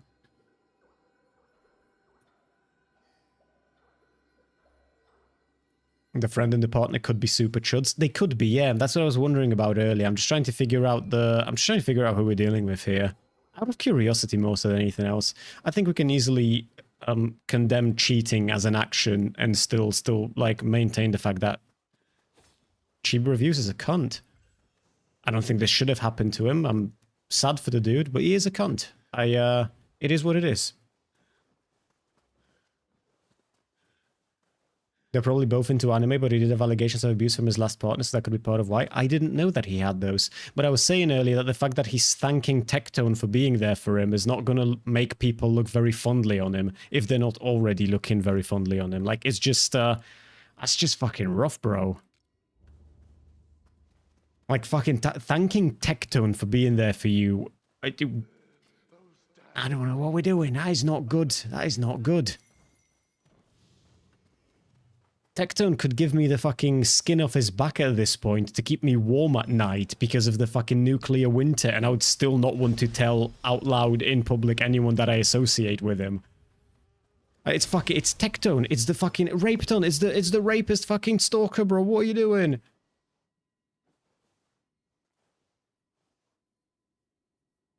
He has no one else there for him, to be fair. That is true, Doctor. That is actually true. Because, yeah, that's what we were saying earlier, right?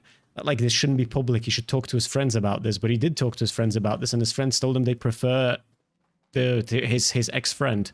I mean, he should go to therapy, though, right? A therapist is like somebody who gets paid to listen to that shit might be in a better position to give you advice than you just letting the internet fucking take you out behind a shed and do what gets done there. We put a lot. He also said his fiancée is Fujoshi Guna, so they probably don't care about lolicon stuff or anything. I wonder if they don't. A lot of effort and a lot of research and worked with a lot of experts on those. You're done. And also, if it's a scam, everyone can get a refund if they just ask. I didn't say it was a scam. I really didn't. I still don't believe it's a scam. I believe exactly what I said. The idea of us being in court and they're like, okay, so he's suing you for saying his course is a scam. And then I'm just like, great, let's watch this 4-hour stream where I never said that. It's a hilarious picture, but obviously that was never a reality, which was why I wasn't concerned about being sued in the first place, despite his crying, kicking, and screaming. Besides his course, he also offers an app, which was terrible and had some of the worst reviews I've ever seen on the Android store. And to this, he says, it sucked. Our first 6 months were bad, and it was a big learning experience. The app is very good right now, and then in a couple weeks when we launch 6.0 that our development team built from the ground up, millions of dollars, is going to be incredible in the marketplace of apps. Has anybody told you that you remind them of Donald Trump? See, now I'm pulling a Caleb Hammer. I'm not actually responding to what he said. This is just a straw man, but the marketplace of apps. Okay, Caleb. That being said, okay, so you haven't fixed the app yet, meaning I was right in pointing out that in its current version, it's not a good product. It's funny. I think if you had like maybe watched the edited version of my video before hopping on the live, you might have realized that there was very little for you to actually say. Anyway, we're finally getting to the end of this. Yes, believe it or not, there is a light at the end of the tunnel. One of the most important. Caleb is just such a fucking goofball. Like, his response was just bad. I always wonder, because he's got like 18 people in the room with him. Did nobody tell him that this is just a bad response, or are people afraid to tell him that that's a bad response? Because you've got people around you who are looking out for your best interest, presumably, and it doesn't look like there's a lot of looking out for best interest happening in the room there, where you're having like a weird fucking shit fit over criticism on the internet from a dude who very clearly does not have an audience overlap with you.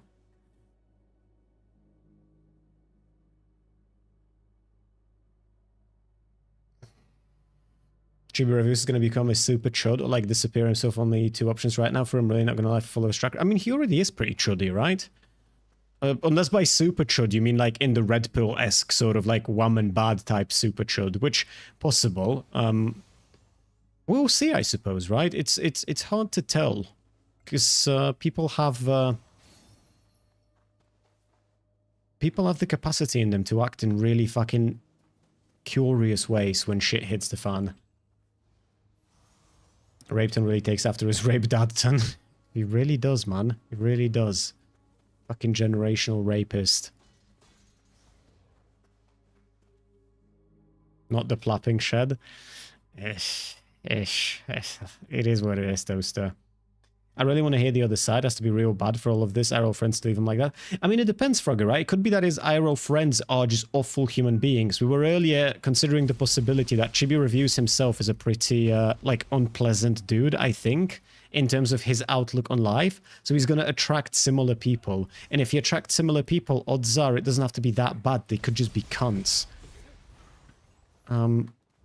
Sadly, though, I don't think we will ever get the other side of the story here. Like, his fiancée isn't a content creator, as far as I know. That best friend of his isn't a content creator, as far as I know. I imagine that story ends here. Was that Nux clip on LSF, the whole segment? And that of that particular post, yes, there's a...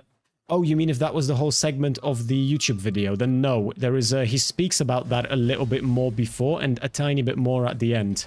And then he goes back into Bible quoting.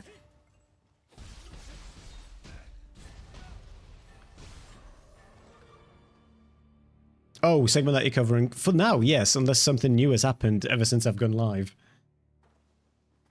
Points in my video was that Caleb Hammer does not seem to understand the concept of consent. Not just talking about, oh, we all consented to call people's slurs together, so it's okay. I went over an allegation of somebody saying that he touched them and it was unwanted. And Caleb's response initially was like, oh, well, I recorded me getting consent.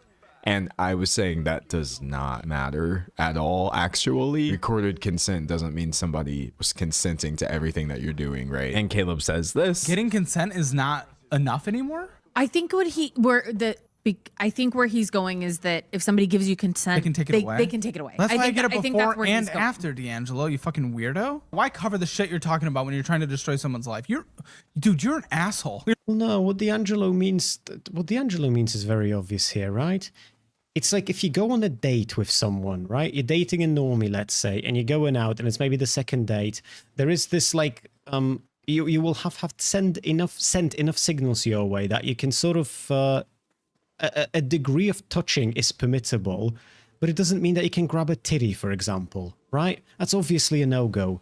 So like, for example, if somebody's over at your place and they consent to what's happening at that point in time, and then you do some weird fucking sexually harassy stuff, that doesn't mean that you still have the consent because they consented to be there to begin with when you're supposed to be playing Overwatch. Is my only choice to either play it today or never again? Chibi Reviews has to have super bad vibes, to be honest. Look, I don't know any... I mentioned this earlier before you showed up. I don't know any lolicons in real life, but the ones on the internet that I know do have bad vibes about them. So it is what it is. You're a bad person. She tried to make it sound like I fucking raped her for trying to put my hand on her leg. Talking about that frog. D'Angelo, you don't understand the impact of the words you have. You can destroy people's lives, and it is not funny.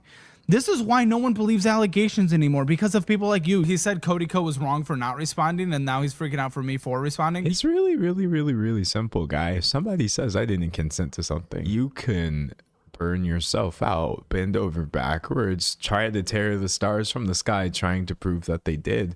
It doesn't matter. I wasn't acting like, oh, Caleb Hammer needs to be deplatformed. I was just saying that you hate women because you get called out by women. Actually, more frequently than that one post. We're gonna get to that in a second. Anyway, the last point I made in my video, the ultimate conclusion I left with was that even some of his current viewers are just tired of him constantly going after the worst people. And it's not even good content at this point. You can't say that. You get no views. We do. Fuck you. You're nothing. How are you the owner of all content on the internet? Determine what is good and bad. 3, 2, 1. This show is not for you, and that's okay. Die. Not actually. Minecraft. No, just fucking. I'm losing my mind. D'Angelo, I love you. You're fine. I'm gonna sue you. Not the first person who's told me to die, but maybe the first person with 3 million subscribers who told me to die during a live stream and then immediately tried to play it off as a joke. Like, I am so chill right now because I did all the normal things of like, oh, let me go to sleep first. Let me wake up. Let me focus on some other things and collect my response to this. But like, what? Anyway, from there, you get this amazing stream outro. That was the worst thing I've ever seen in my life. You have no idea what the fuck you're doing. You didn't research anything. You're a performative weirdo. You are not the moral arbiter of the world. I will be honest with you, Froggy. I prefer black pill to red pill in terms of like dealing with those people. Black pill people are just like, I will appreciate. I covered a lot of red pill back in the day. If there's going to be a black pill shift now, at least there's going to be some entertaining content maybe to talk about. Although a little bit depressing. The red pill is dead. Yeah, the dudes representing it certainly are dying inside. Dude, there is so much shit coming out about their partners cheating on them. It's fucking wild. Jesus, We do not get to decide what is good content. You are nothing. You're pathetic. You've never contributed to the world we have. We have real results, real lives, 50,000 people. Every guest that's been on the show. 25,000 hours in 12 months. You've done nothing. You'll never be remembered for anything. You're pathetic. You are 5 years ago, 10 years ago. We've all moved on. No normal person cares. And ladies and gentlemen, say it with me one last time. This show is not for you, and that's okay. See you in court, bitch. Bye. I need y'all to understand. I think I've only included like thus far about 7-ish minutes of him talking cumulatively, but the stream went on for more than 4 hours and 7 minutes. What was he doing in that 4 hours? Either repeating his points, drilling down into unnecessary detail on each point. He would get stuck on every single argument for so long. It made this video so hard to like even try to respond to. But like, he was also just being unhinged the entire time. I cut out so many parts that just sounded like this. I don't think you know this because everyone around you tells you you're a good person. You are a bad person. I just feel like that's you are a negative force in this world. You fucking you do not want to get fucking hung up on a word that starts with the letter N when you are fucking lashing out at a black man. Oh, that is some fucking dangerous ground that he was treading just there. Caleb, my guy, you have got to do better. That one was sheesh. Stupid piece of over sensationalizing shit. You have done no research. You have ruined your career. What is wrong with you? D'Angelo, dude, you are a broken individual. You have no ability to actually understand what people are saying. People like this actually need to be held accountable for the fact that they just say things and then they move on and there's no consequences. You're a bad person, D'Angelo. That is an actual lie. Y'all remember earlier when I was talking about projection? This video has discredited all of your previous work because now we know you don't research and you just virtue signal about. They're trying to defend you by saying it's only about fictional stuff and dan. We were going through his thumbnails earlier. Like, again, if you wanna jack it to lolly, do you? I don't think I would push for that to be illegal as much as I wouldn't push for that to be legal either in countries where it already is illegal. Nice one, Chief. I killed all of your friends. Who are you gonna fucking alert to me being here? Like at the end of the day, it's just it's not going to do him any favors, is it? Just pragmatically speaking.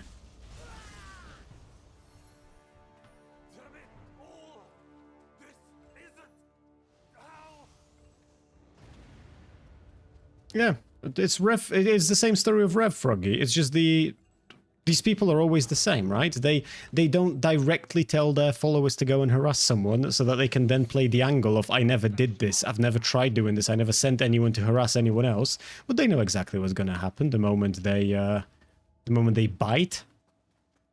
They know exactly what that's going to lead. Everything, meaning and nothing you say, and everything should be questioned that you've ever said. This video has confirmed that. Because this is really bad. This is really bad, man. How much research does it take to call a spade a spade? He seems to be really hung up on the fact that I was not making a video essay. I was just on a stream saying, oh, this is bad. And it's kind of a point in the larger trend of bad things I've been talking about. So I want to get into it. He doesn't seem too familiar with me. So it's okay if he didn't know this going in. But this is my third channel. I'm not on my main channel. I'm not even on the second channel I made. Truly, the only point of the content here is just for me to yap and for people to watch it if they find it interesting.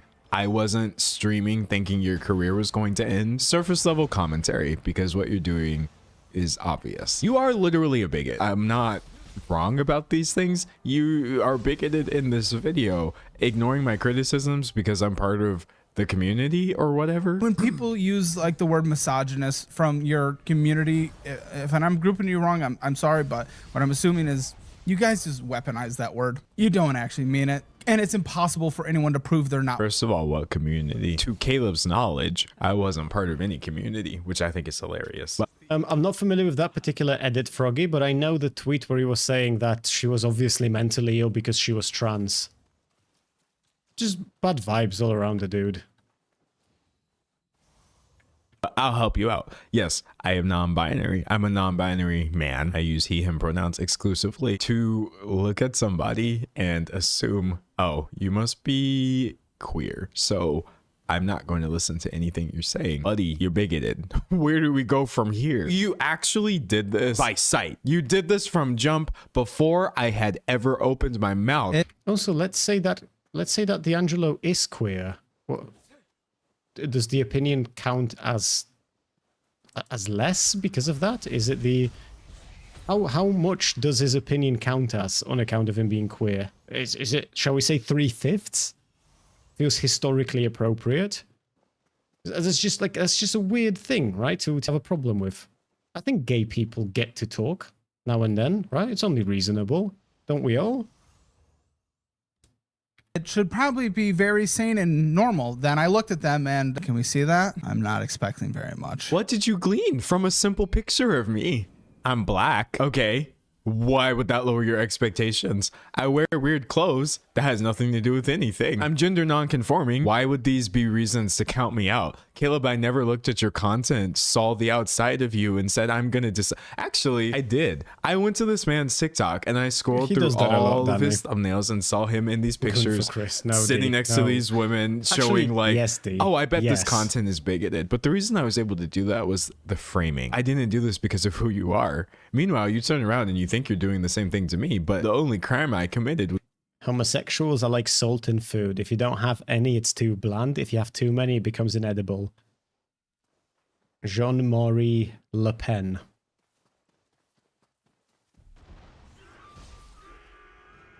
Certainly is a quote.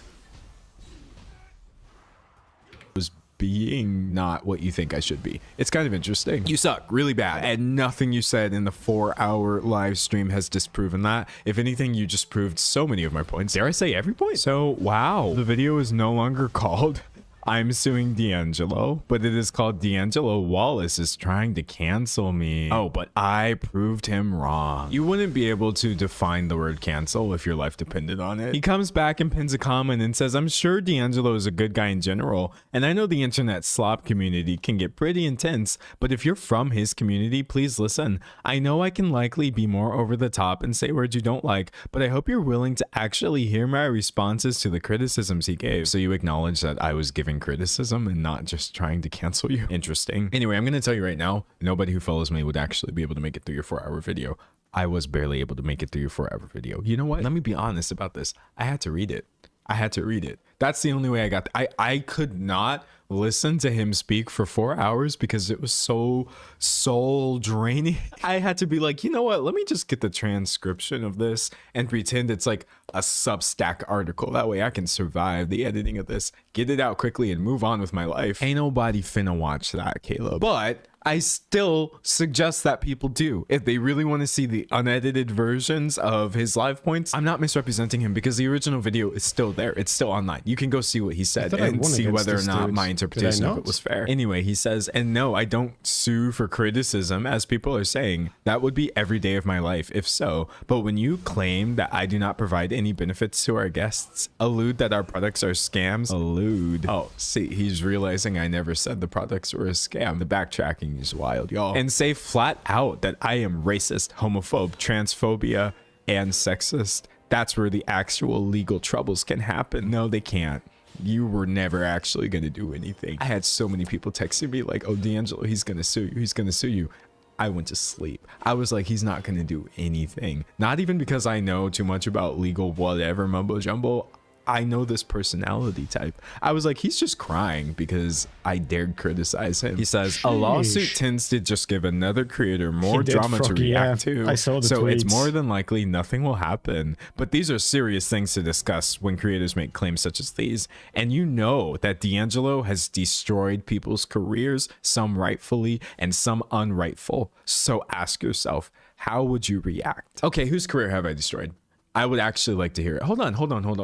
Because I don't usually do this. Shane Dawson? Nope, he's still here. Shane Dawsoning it up. Y'all think I destroyed Cody Ko's career? Wow. Here's Cody Ko uploading more videos than I have been uploading recently. That's crazy. Because here's the thing. I didn't commit statutory rape, right? I didn't don blackface or groom minors. Cody Ko was accused of committing statutory rape. And I made a video saying, Cody Ko is accused of committing statutory rape, and many people in the commentary community are ignoring it because it's uncomfortable to talk about. If that is me destroying someone's career rightfully or unrightfully, it's just not. I have no way of really responding to that. That's inaccurate. And to kind of just get back into Caleb's point, how would you react? Caleb, I wouldn't react. If some dude made a 90-minute portion of his live stream saying I don't like D'Angelo, you really think I'm gonna grab my friends, have them sit around with me so we can destroy this guy? That is unhinged. You got this comment. Someone said, I wonder then, being a thick-skinned Texan myself,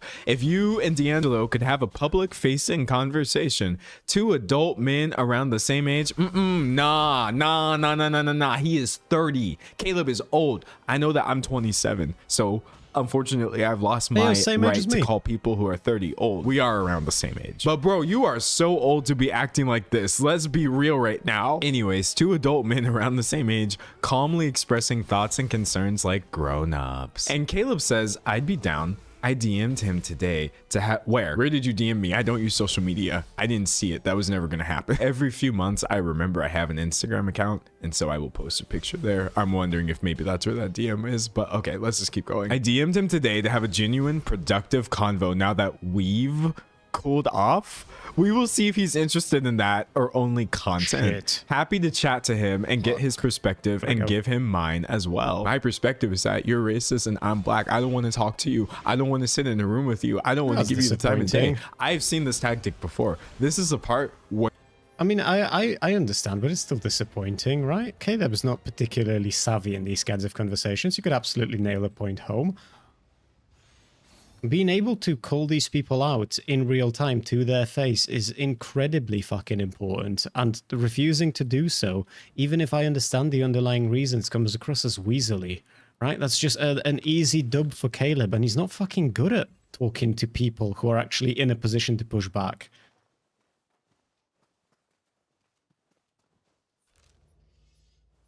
That's just sad. I was jiving with a lot of this up until this very last segment.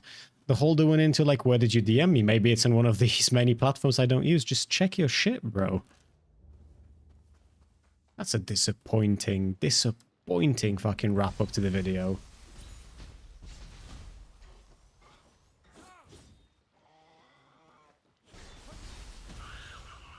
The only people defending Chibi right now are all chuds, and others are just kind of sympathizing with them, but everyone else is clowning on his ass. Yeah, none of this should have been public. It's very weird that he decided to give all of this ammunition to his enemies. All internet beefs should end up in a KOTS fight. What's KOTS?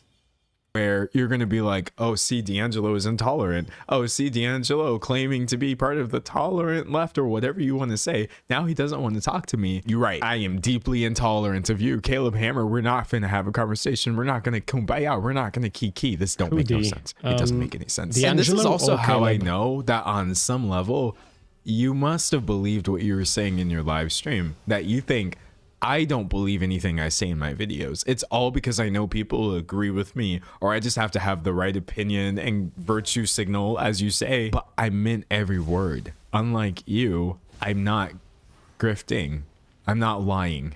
I'm not faking anything in my content. If I said all these awful things, it's because I believe them about you. Why would we ever talk to each other in a public facing conversation? If you want to have me on and I can walk you through the steps of deleting your channel and that could be your last video, sure, I'm down. I will look at my schedule. We can arrange that. But beyond that, dude, go kick rocks. I can't stress this enough. You suck really bad, and I would prefer never to think about you again. It's funny how I'm like, oh, go kick rocks, you suck, I don't want to talk, and his fans are finna be like, oh wow, D'Angelo, such a baby, such a baby. Meanwhile, your fave was on there crashing out. Your fave was on there fighting for his... The issue is that like a lot of people who aren't fans of Caleb's also think this to be pretty weaselly. Because it just objectively is, right? And again, I understand you might not want to talk to me, might not be good at debating or whatever. And I even understand the idea against like wanting to platform someone. I've said before, like I think that was fucking years ago now when I was on a panel with Wick, and Wick wanted to be able to talk to people like Nick Fuentes on his stream, and I was saying the issue that you have with Nick Fuentes is that he's going to run circles around you because he's not only willing to lie on the spot in order to do it, but he's also like used to having to navigate these sorts of like he's just going to be making shit up in real time. And I get it if you don't want to talk to someone like that, but Caleb is incapable of doing that. His life trying to disprove even a single point that I had. Oh, nice, had to Goro. I didn't call know me that's a the thing. R slur 40 times. This is hilarious. Anyway, someone asks him, you suing or nah? And he says, likely not worth the time or energy. I get worked up easy. So his reasons for not suing me, he doesn't want to give me more drama to react to. It's not worth his time or energy. Caleb, the reason you're not suing me is because you would be laughed out of court. I know that's what your lawyers told you. You said you were going to call them on Monday. You didn't need to call them. Nobody would ever pay attention to this in any serious context. I am an internet commentator, and I said your videos were bad, and you threatened to sue me. Anyway, his sort of last word-ish-esque thing that I pulled from Reddit was him saying, here's the thing. I've put a lot of care, time, and even money into trying to make the best educational resources we could. Okay, we get the point. He cares a lot about his audience, and he's doing this for the love of the game. So when I'm told I'm sexist, racist, transphobic, or homophobic to them, or in general, I take that personally. I love every single guest that has come on. Yes, we make over-the-top titles and thumbnails that lean into crude humor, and I roast the heck out of people and say bad words, but not only do we get consent 5 times before we do, they literally ask for it. This is probably the closest he's coming to like a decent response. It's still really stupid. Hey, you're putting out content that is spreading harmful narratives and you're leaning into that to profit. Oh, okay, well, the people in the videos said it was okay. It doesn't make any sense, but like, dude, imagine if you had just put this out first and not done. If you believe someone is bigoted against you and you're not comfortable talking to them, you still should. It depends, Diz. Out on the street? No. But like, when you're fucking doing your shopping? No. If they are randomly trying to ambush you? Probably no. If you are calling them out and you care about the tangible arguments that you raise in that call out, probably, yeah. I don't think it's unfair to expect somebody like D'Angelo, who's got hundreds of thousands of subscribers, to put himself in an uncomfortable situation in order to confront the person who actually is bigoted, in order to make a case for it. Like, it's just because it's lazy otherwise, right? Like, good that he made these videos, don't get me wrong. It's just, I don't know. I don't think he should be refusing to talk. Not to mention that if he agrees to talk and then Caleb does actually do something racist and D'Angelo leaves, he's won. Like, immediately he's won. Maybe not in the eyes of Caleb's, like, the chuddy part of his audience, but like, especially because he said earlier, D'Angelo said that there are people in Caleb's audience who make posts on his Reddit about how tired they are of Caleb's, like, this weird fucking content that he's now delved into. This would be a perfect opportunity to showcase that in real time. Unrelated question, would you rather have an incel son or a yaoi in the kitchen reading daughter? Why would my daughter reading yaoi in the kitchen be a problem?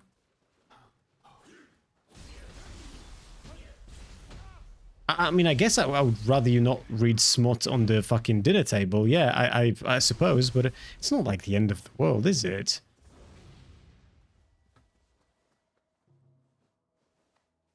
An incel son, I feel like, would be way, way rougher. I'd still fix him. This is a Yuri household. I'm good with yaoi. After seeing Papa Good versus Caleb, I very much think some people should just not have online talks slash debates. I actually haven't... dude, I would get random Papa Good tweets on my feed. And not tweets, sorry, the random shorts on my feed. And the shorts seemed reasonable, so I was under the impression that Papa Good in general is rather reasonable. And now there's like a streak that I'm seeing of people just shitting on him and him out like... being dunked on in debates over and over again. And apparently, did he do bad talking to Caleb? Because I thought that Caleb was taking the criticism to heart. Well, that might be a strong way to phrase it. But it felt like he's somewhat receptive to it. Not Caleb, Papagood versus Andrew. Yeah, that one was bad. From what I've seen, that one was bad. Papagood is like an even more dumb Destiny. Slop token points, clip farming. Papagood's, like, the religion round was very fucking weak against Andrew, which led to a conversation with Andrew where I think Papagood just didn't do well. Like, if you want to dunk on religion, you have to be a little bit more creative if you're then going to talk to, like, the religious guy. Plus, with Andrew, the strategy has to be different. Andrew's, like, you have to cut him deep, but you have to be quick with it. What what that lady did with the 3 baby daddies, the jar of destruction that absolutely fucking emasculated the shit out of him. Shit like that is going to work against Andrew.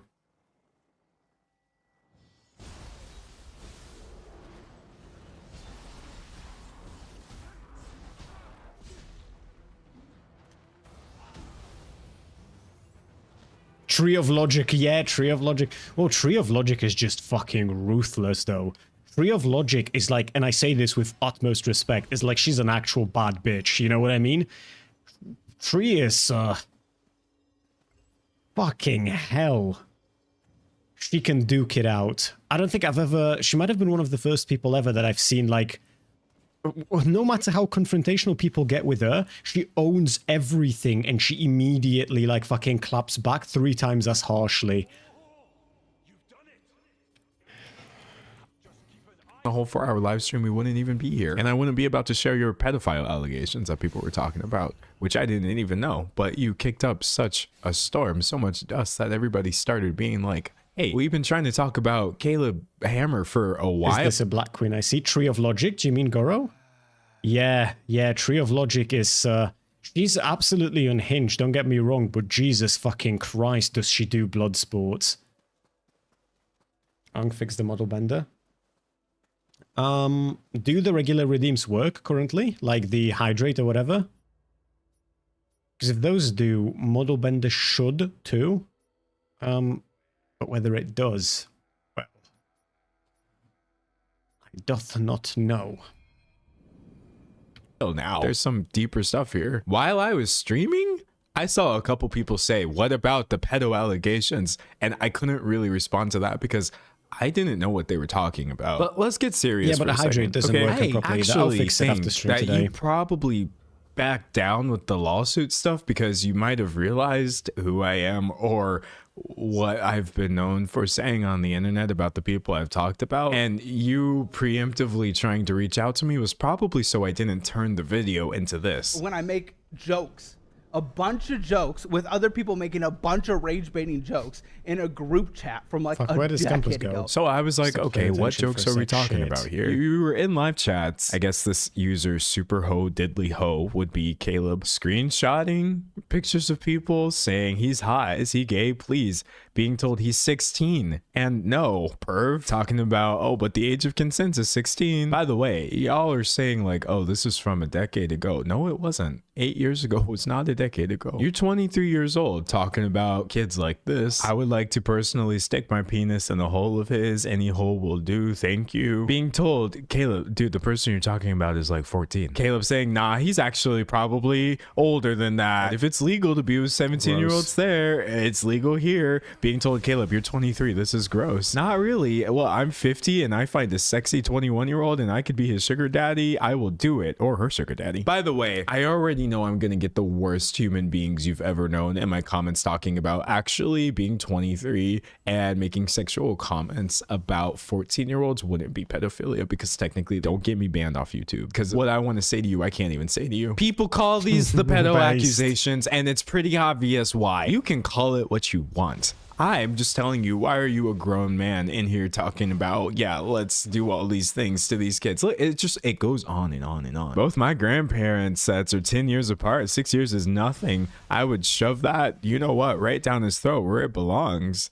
being told, well, it's something if they're underage. Well, anyone under 16 is. Believe it or not, 17 is not under 16. And here's the part where I know I'm gonna get people saying, well, D'Angelo, like, you're trying to ruin his career. You're doing the thing. I'm not trying to ruin his career. I'm not even suggesting that he broke the law. Caleb himself says if something is not against the law, there would be no trouble. This is literally like Shane Dawson light. Why are we acting like this was some sort of norm for jokes in 2018? Again, I want to show you his response. When when I make jokes. Why, Doctor? This is vile stuff. By the way, you've got hella people on the internet defending this. It's almost like the jokes are not as bad as actually being a pedo, even though idiots treat it as such. But can we acknowledge that the jokes are pretty bad, though? Like this person who said, as a parent, I see where you're coming from, but for me, it really depends on the quality of the jokes. These jokes barely even register as such. There's no setup, no real subversion of expectations. In the screenshots, it looks like Caleb sent pictures of actual kids that he claimed he thought were hot and made explicit comments about what he wanted to do with them sexually while other chat members were telling him to stop. Yes, that's what is in those screenshots. Why is there a comment section full of Reddit? Well, I'm answering my own question even as I'm asking it. The easiest thing to do would have been to just be like, that wasn't me in those group chats. But by talking about it, he seems to have confirmed that this. Calling him a pedo when it's 23 and 16, when it's legal. I mean, is that a conversation worth having? That it's technically not pedophilia, it's one of the other two? Like, we know what he means by that, right? He's talking about fucking someone who's underage. We've got a problem with it, do we not?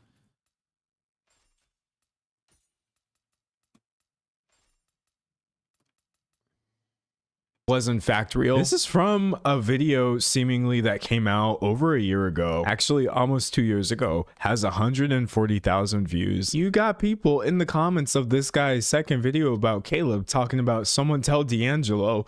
If it's legal, I wouldn't call him a pedo. There are places where it's legal if it's younger still. Are we maintaining that, or is that strictly because of the 16-year-old thing?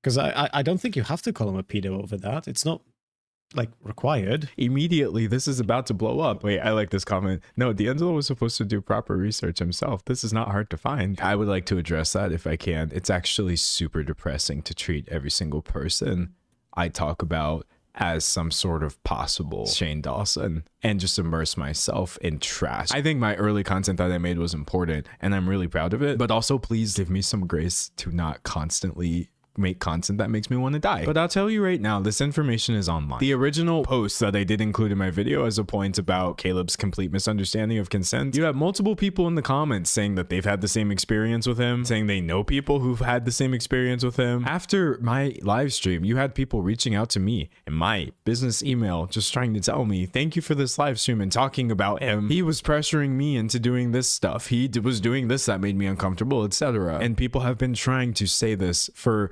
years. I showed you the chats. There's also a bunch of other things that people get into. I'm not going to spend the rest of the video going into these allegations bit by bit because much of my early content was really depressing for me to make, and it was almost an exercise in mental self-harm, if I'm being honest with you. My addendum, my amendment is that there's also a bunch of other things that could be talked about with Caleb Hammer. People have already made these videos. They're on the platform. You can watch those. But yeah, this guy is just like, I'm out of energy now. And I'm sorry. I wasn't even really. And legal in his state. The issue isn't him breaking the law. The issue is him wanting to fuck a 16-year-old. Right? Like, you'd find that fucked up if it was just the desire alone that he's sharing with the class. Acting on it is a whole different beast. Why does it make content if it's tantamount to self-harm? Well, no, he's saying that his past content was like that, right? That's why he doesn't want to do that again. Supposed to be working yesterday. It was my day off. I just wanted to put that video out. That way I could get this video together, try to draw some attention to the other things people are saying about him. But honestly, the content that I'm posting right now is genuinely the best I can do. And no wonder he freaked out so hard. I kept trying to figure out, like, why was he reacting this way? Why was he reacting this way? This explains it. If you're worried that everyone's going to find out on a bigger level about the pedo chats. Well, they just did. Would it be a pedo if it was 19 and 16? I mean, it would probably be called pedo chats. Once again, yeah. People did that with fucking 18-year-old and a 17-year-old a while ago, no? We don't have to agree with those to recognize the issue, because he wasn't 19. He was 23.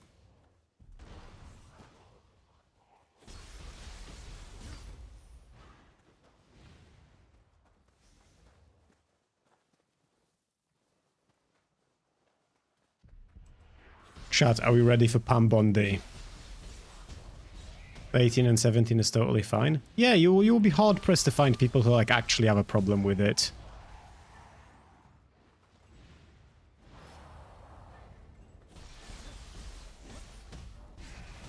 But we've had these dramas before, right? It was what, Call Me Carlson, was that the dude? The 19 and 17, was that?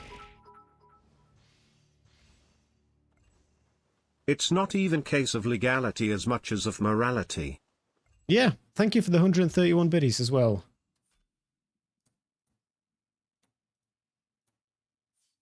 "19 and 17 is also totally fine." Yeah, but it wasn't 19 and 17, right?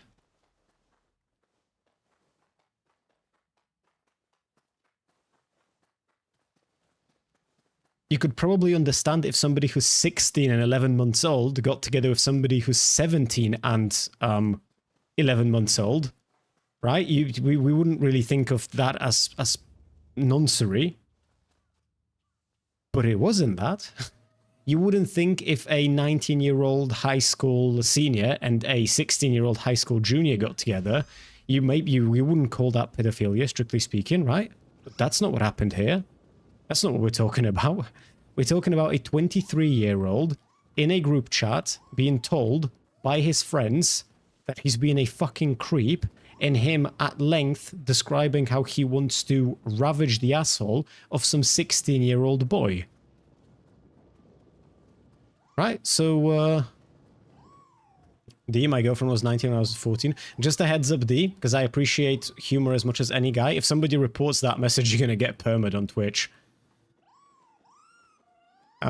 So you might wanna be on the lookout, because, I mean, Grackle was literally banned for joking about his age. How? What do you mean, how? I refuse to believe you. I refuse to believe you're actually asking that question. It's fair enough if you might disagree with Twitch doing that, but you're not actually asking me how. That's literally what's gonna happen. What do you mean, how? Grackle joked about being 13 years old and he got instantly fucking nuked off of Twitch.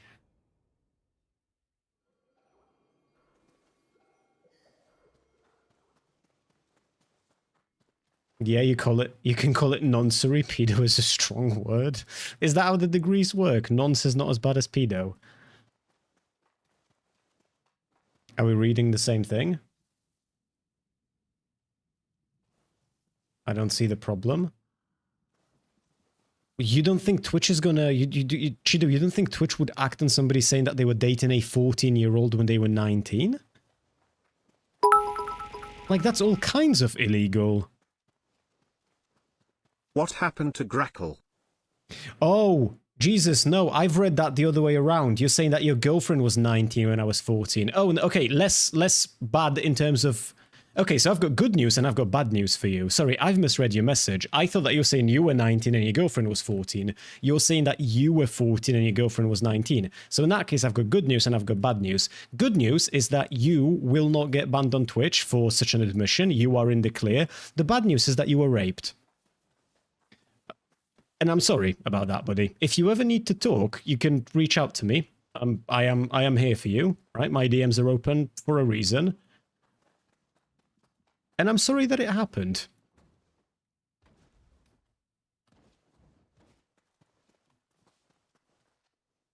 What happened to Grackle? That's ages ago. Grackle joked about being 13 in, I think, Beans' chat, and he got permabanned on Twitch for it.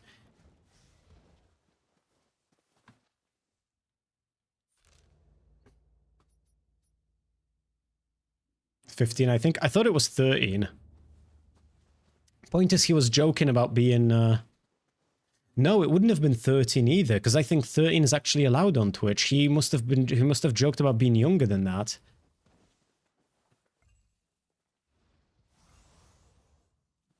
Nonce is definitely not as bad as pedo or cradle robber when pedo is illegal. Well, I mean, it's not as bad for Americans by and large, because you guys also find nonce to be like a funny word, which to be fair I do too. Don't get me wrong.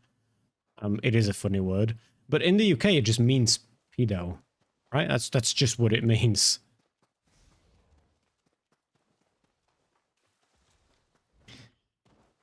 I also have that Reddit post that Chido found for us the other day. Do you remember that, Chido, last stream?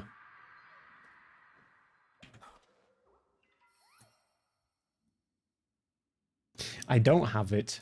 Did I not save it? Chido, any chance you have it anywhere?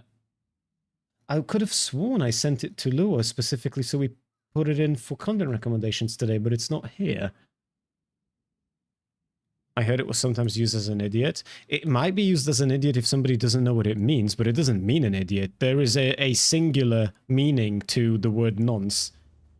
And that's pedo. That's what it means. And that's all that it means. That's all that it ever meant. There are just some folks who don't realize that's what it means.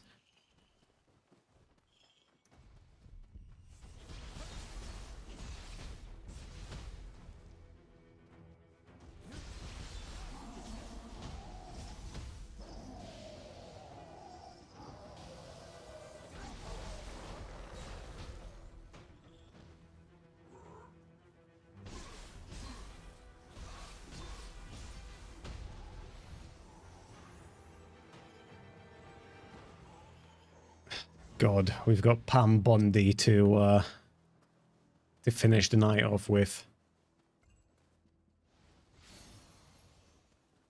I'll see if Chido responds first.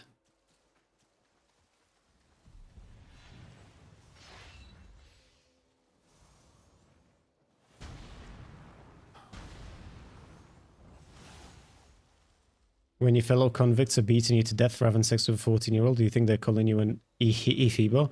That's a wild, wild place to go with that.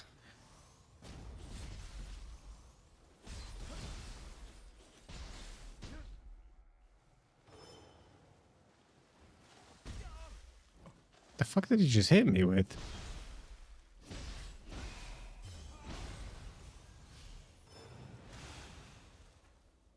I've been audio stimming the entire day, Vorsh saying we've all jerked off to lollies for some reason. Sorry for the TMI. I remember that. I remember that. Having said shit like that in the past, even as a jest, is rough when you then try and confront somebody like Mr. Girl.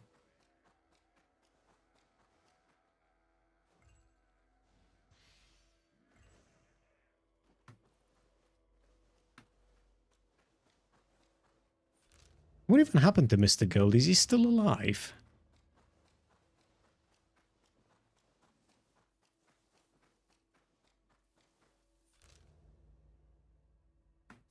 He must be still alive, right?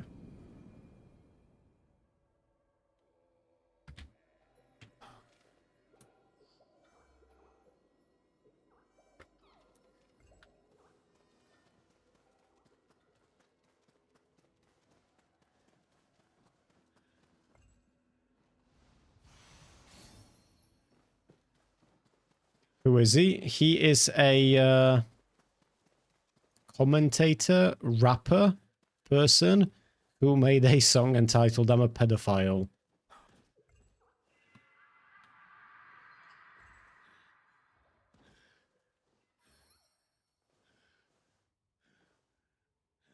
I wish these Souls-like games would actually go for a different aesthetic. I want whimsical Souls-like. I'm bored of this whole misery porn aesthetic. I'm sure...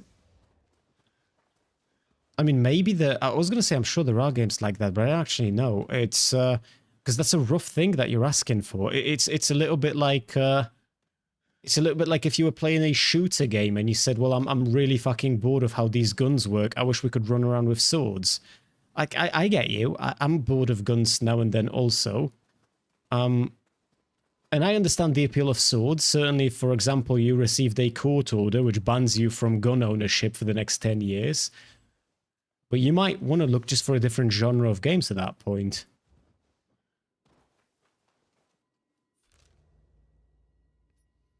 You can have the core gameplay, but without it being dark and shit. The core gameplay is you dying over and over again to difficult and challenging opponents, right? If you presumably get rid of that part, then wouldn't the whimsy sort of clash with it?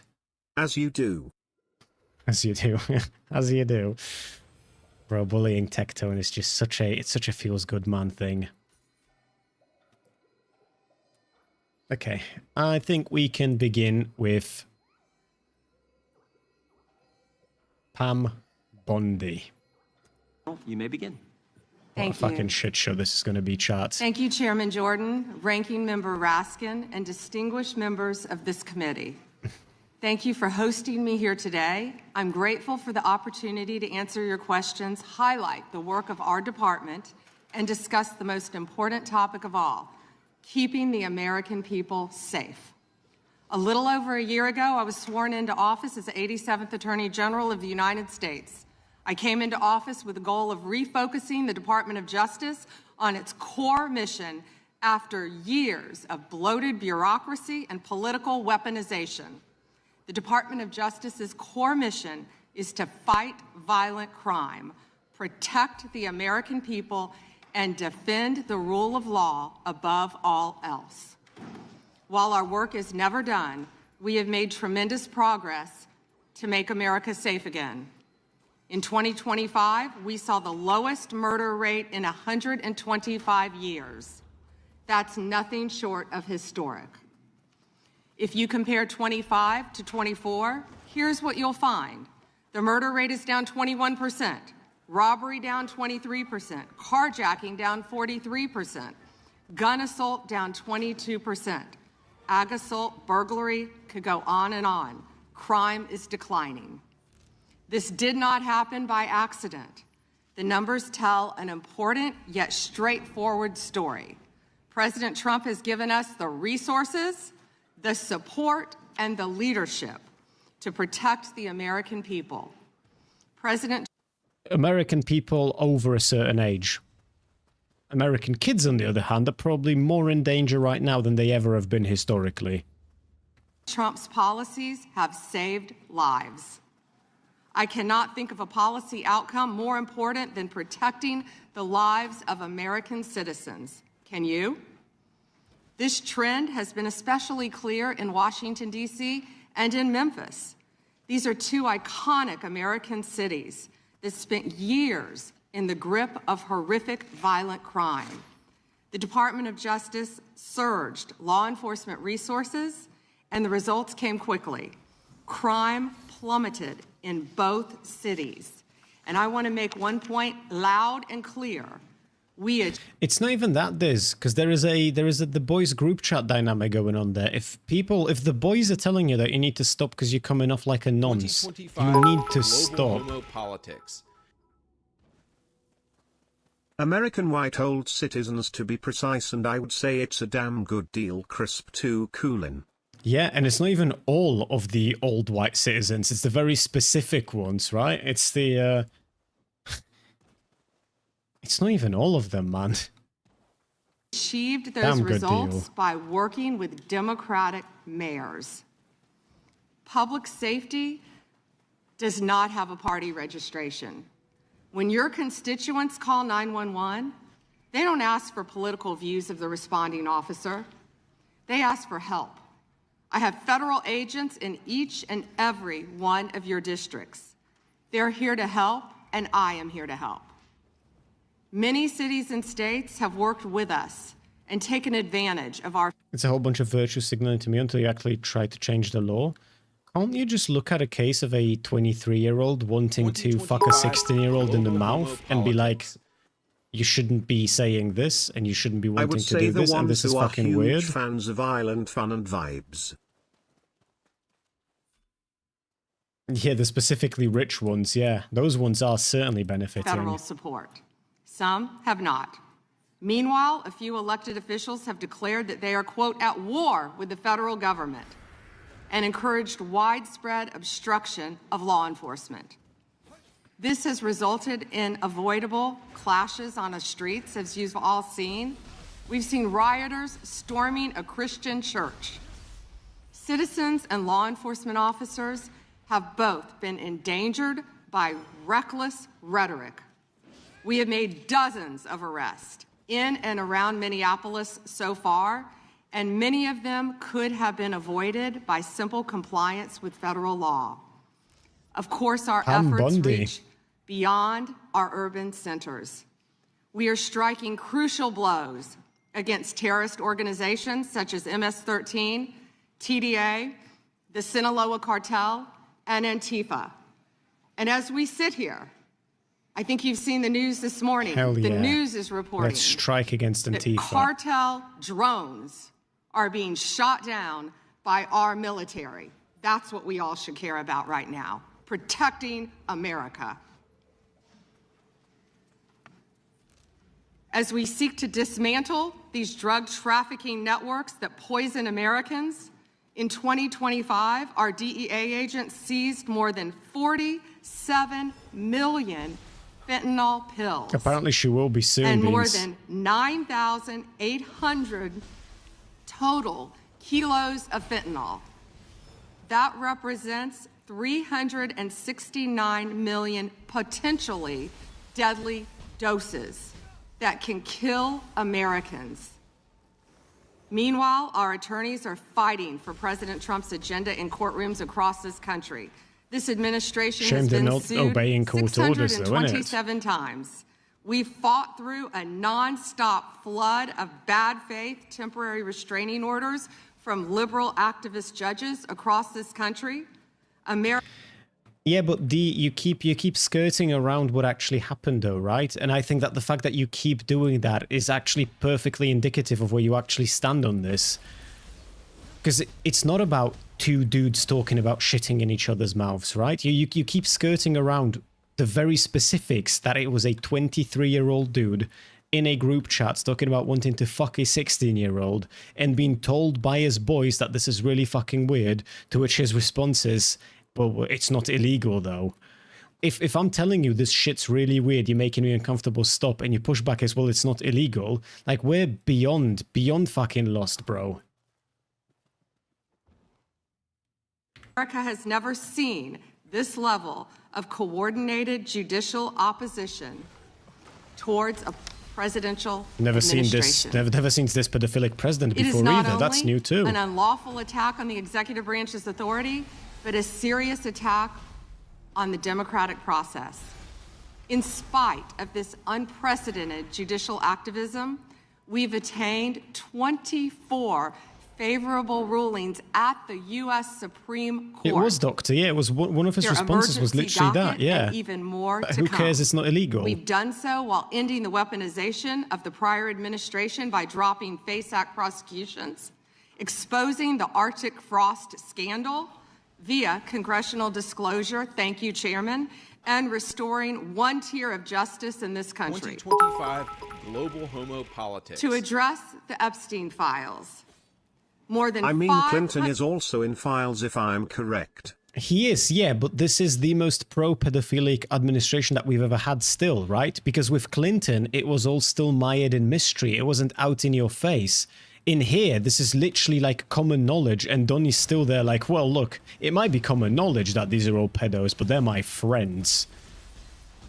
I don't think Clinton would have... I think that if this news came out during any other presidency, the president would be dismissed immediately. Like, it's just fucking Jover at that point. 100 attorneys and reviewers spent thousands of hours painstakingly reviewing millions of pages to comply with Congress's law.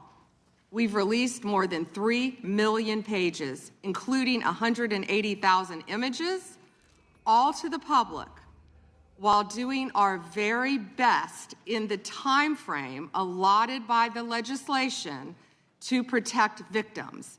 And if you brought us a victim's name that was inadvertently released, we immediately redacted it. All members of Congress, as you know, are invited to visit DOJ to see for yourselves. I want to take a moment to acknowledge the Epstein survivors who are here today. I'm a career prosecutor. Can we acknowledge his friends despite what as the well? ranking member said, I have spent my entire career fighting for victims, and I will continue to do so. I am deeply sorry for what any victim has been through, especially as a result of that monster. If you have any information to share with law enforcement about anyone who has hurt you or abused you, the FBI is waiting to hear from you. I want you to know... It's not like cheating, Doctor. It isn't like cheating. Wanting to fuck a 16-year-old is not like cheating. that any accusations of criminal wrongdoing... And also, does anyone in here, out of curiosity, not want to change the law? Like, is anyone here being like, yeah, that shit's really fucked up, but we absolutely cannot make that illegal if you hypothetically wanted to? Oh.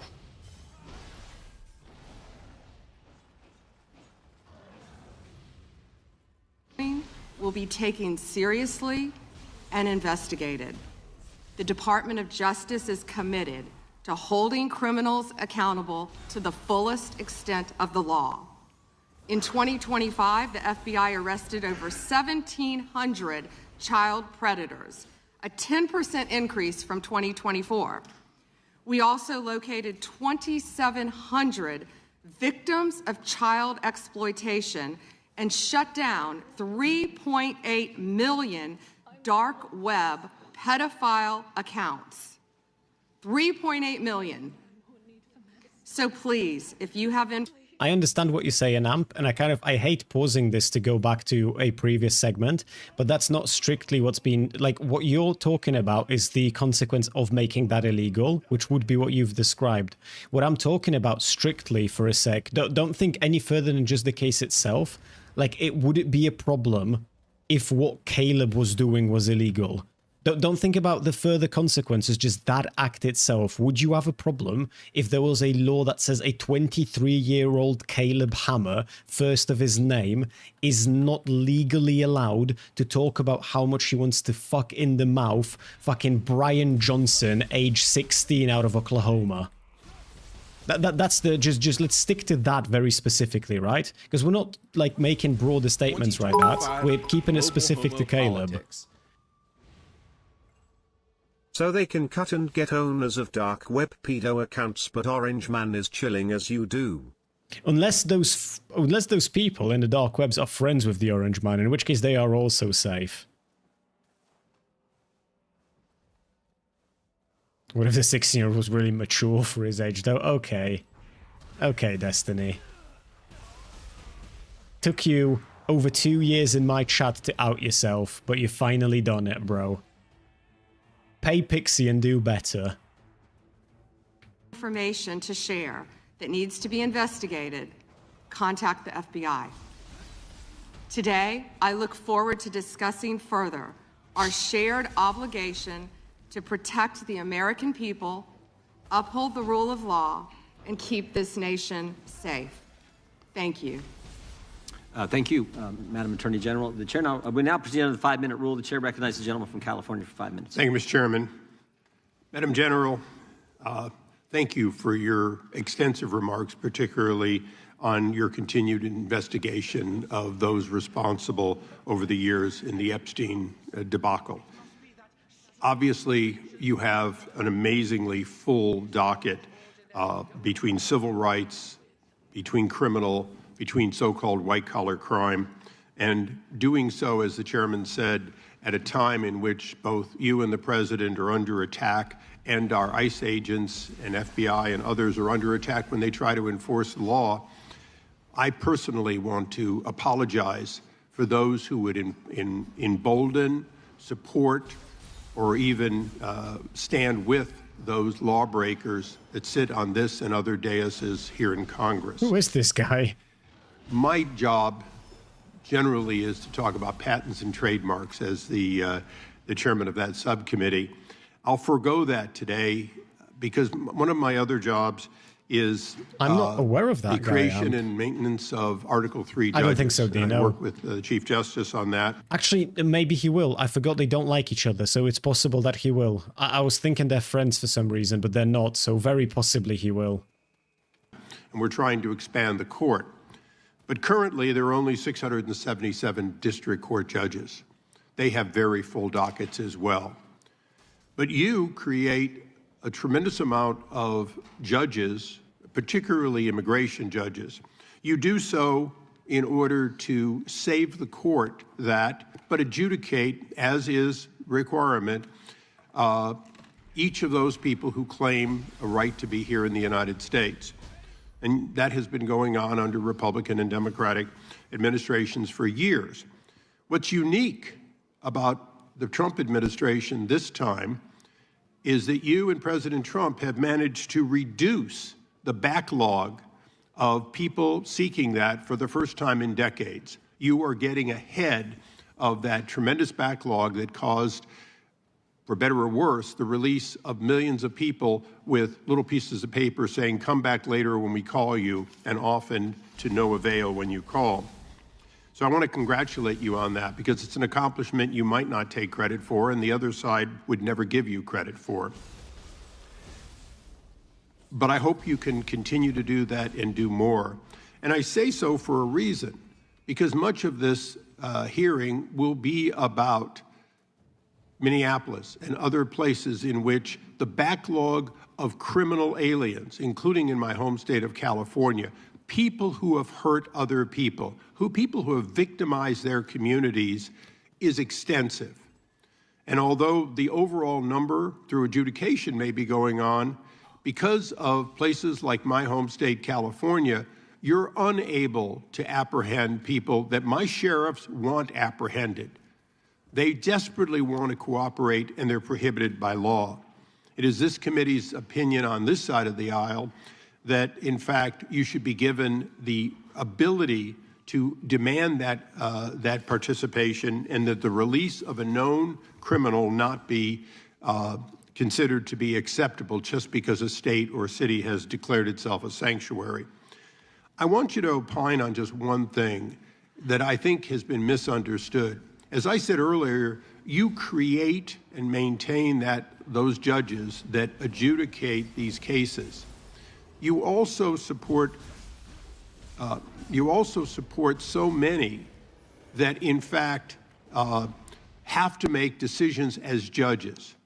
Knowing that this limitation of so few Article 3 judges are there, please educate those who seem to miss the point that Article 1 judges, including bankruptcy judges, including immigration judges, including lots of people with the title appropriately judge, do in fact issue documents that look like, act like, and are normally accepted as warrants, as subpoenas, as demands for state officials to stand aside and allow the production of either an individual or documents. Because I think people are missing the point that these ICE retainers and detainers and so on, they act like they're nothing when in fact in the ordinary course, Madam General, you do in fact have Article 1 judges constantly putting those out, and they are respected normally. Thank you, Congressman, for talking about all the great judges. And if I could add one thing to that, we are always recruiting and looking for judges. So please reach out to our office. But that's not the argument, Doctor, because I don't think people are saying that he should be called a pedo. It's that people don't care that he is. Right? It's like all you had to do was not fantasize about fucking someone who's underage in order to avoid this accusation, and you've done this to yourself. Did you just praise ICE? He's been praising ICE for the last 5 minutes. It was fucking going on and on and on. But we're going to get to the meaty bit very soon. Office for these judges who are handling all these very important matters. We've even added some JAG JAG officers as immigration judges. Thank you. And so we're continuing to do that, but we're always seeking qualified lawyers as well to be part of that. And thank you for highlighting that, Congressman. Thank you. I yield back. Gentleman yields back. The gentlelady from Washington is recognized. Thank you, Mr. Chairman. Good morning, Attorney General Bondi, right here.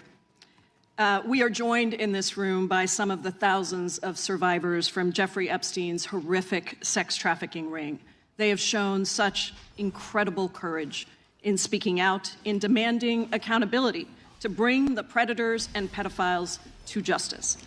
The Epstein Files Transparency Act required your Department of Justice to disclose the perpetrators connected with Epstein's criminal activities and to redact the information of survivors to protect their identities.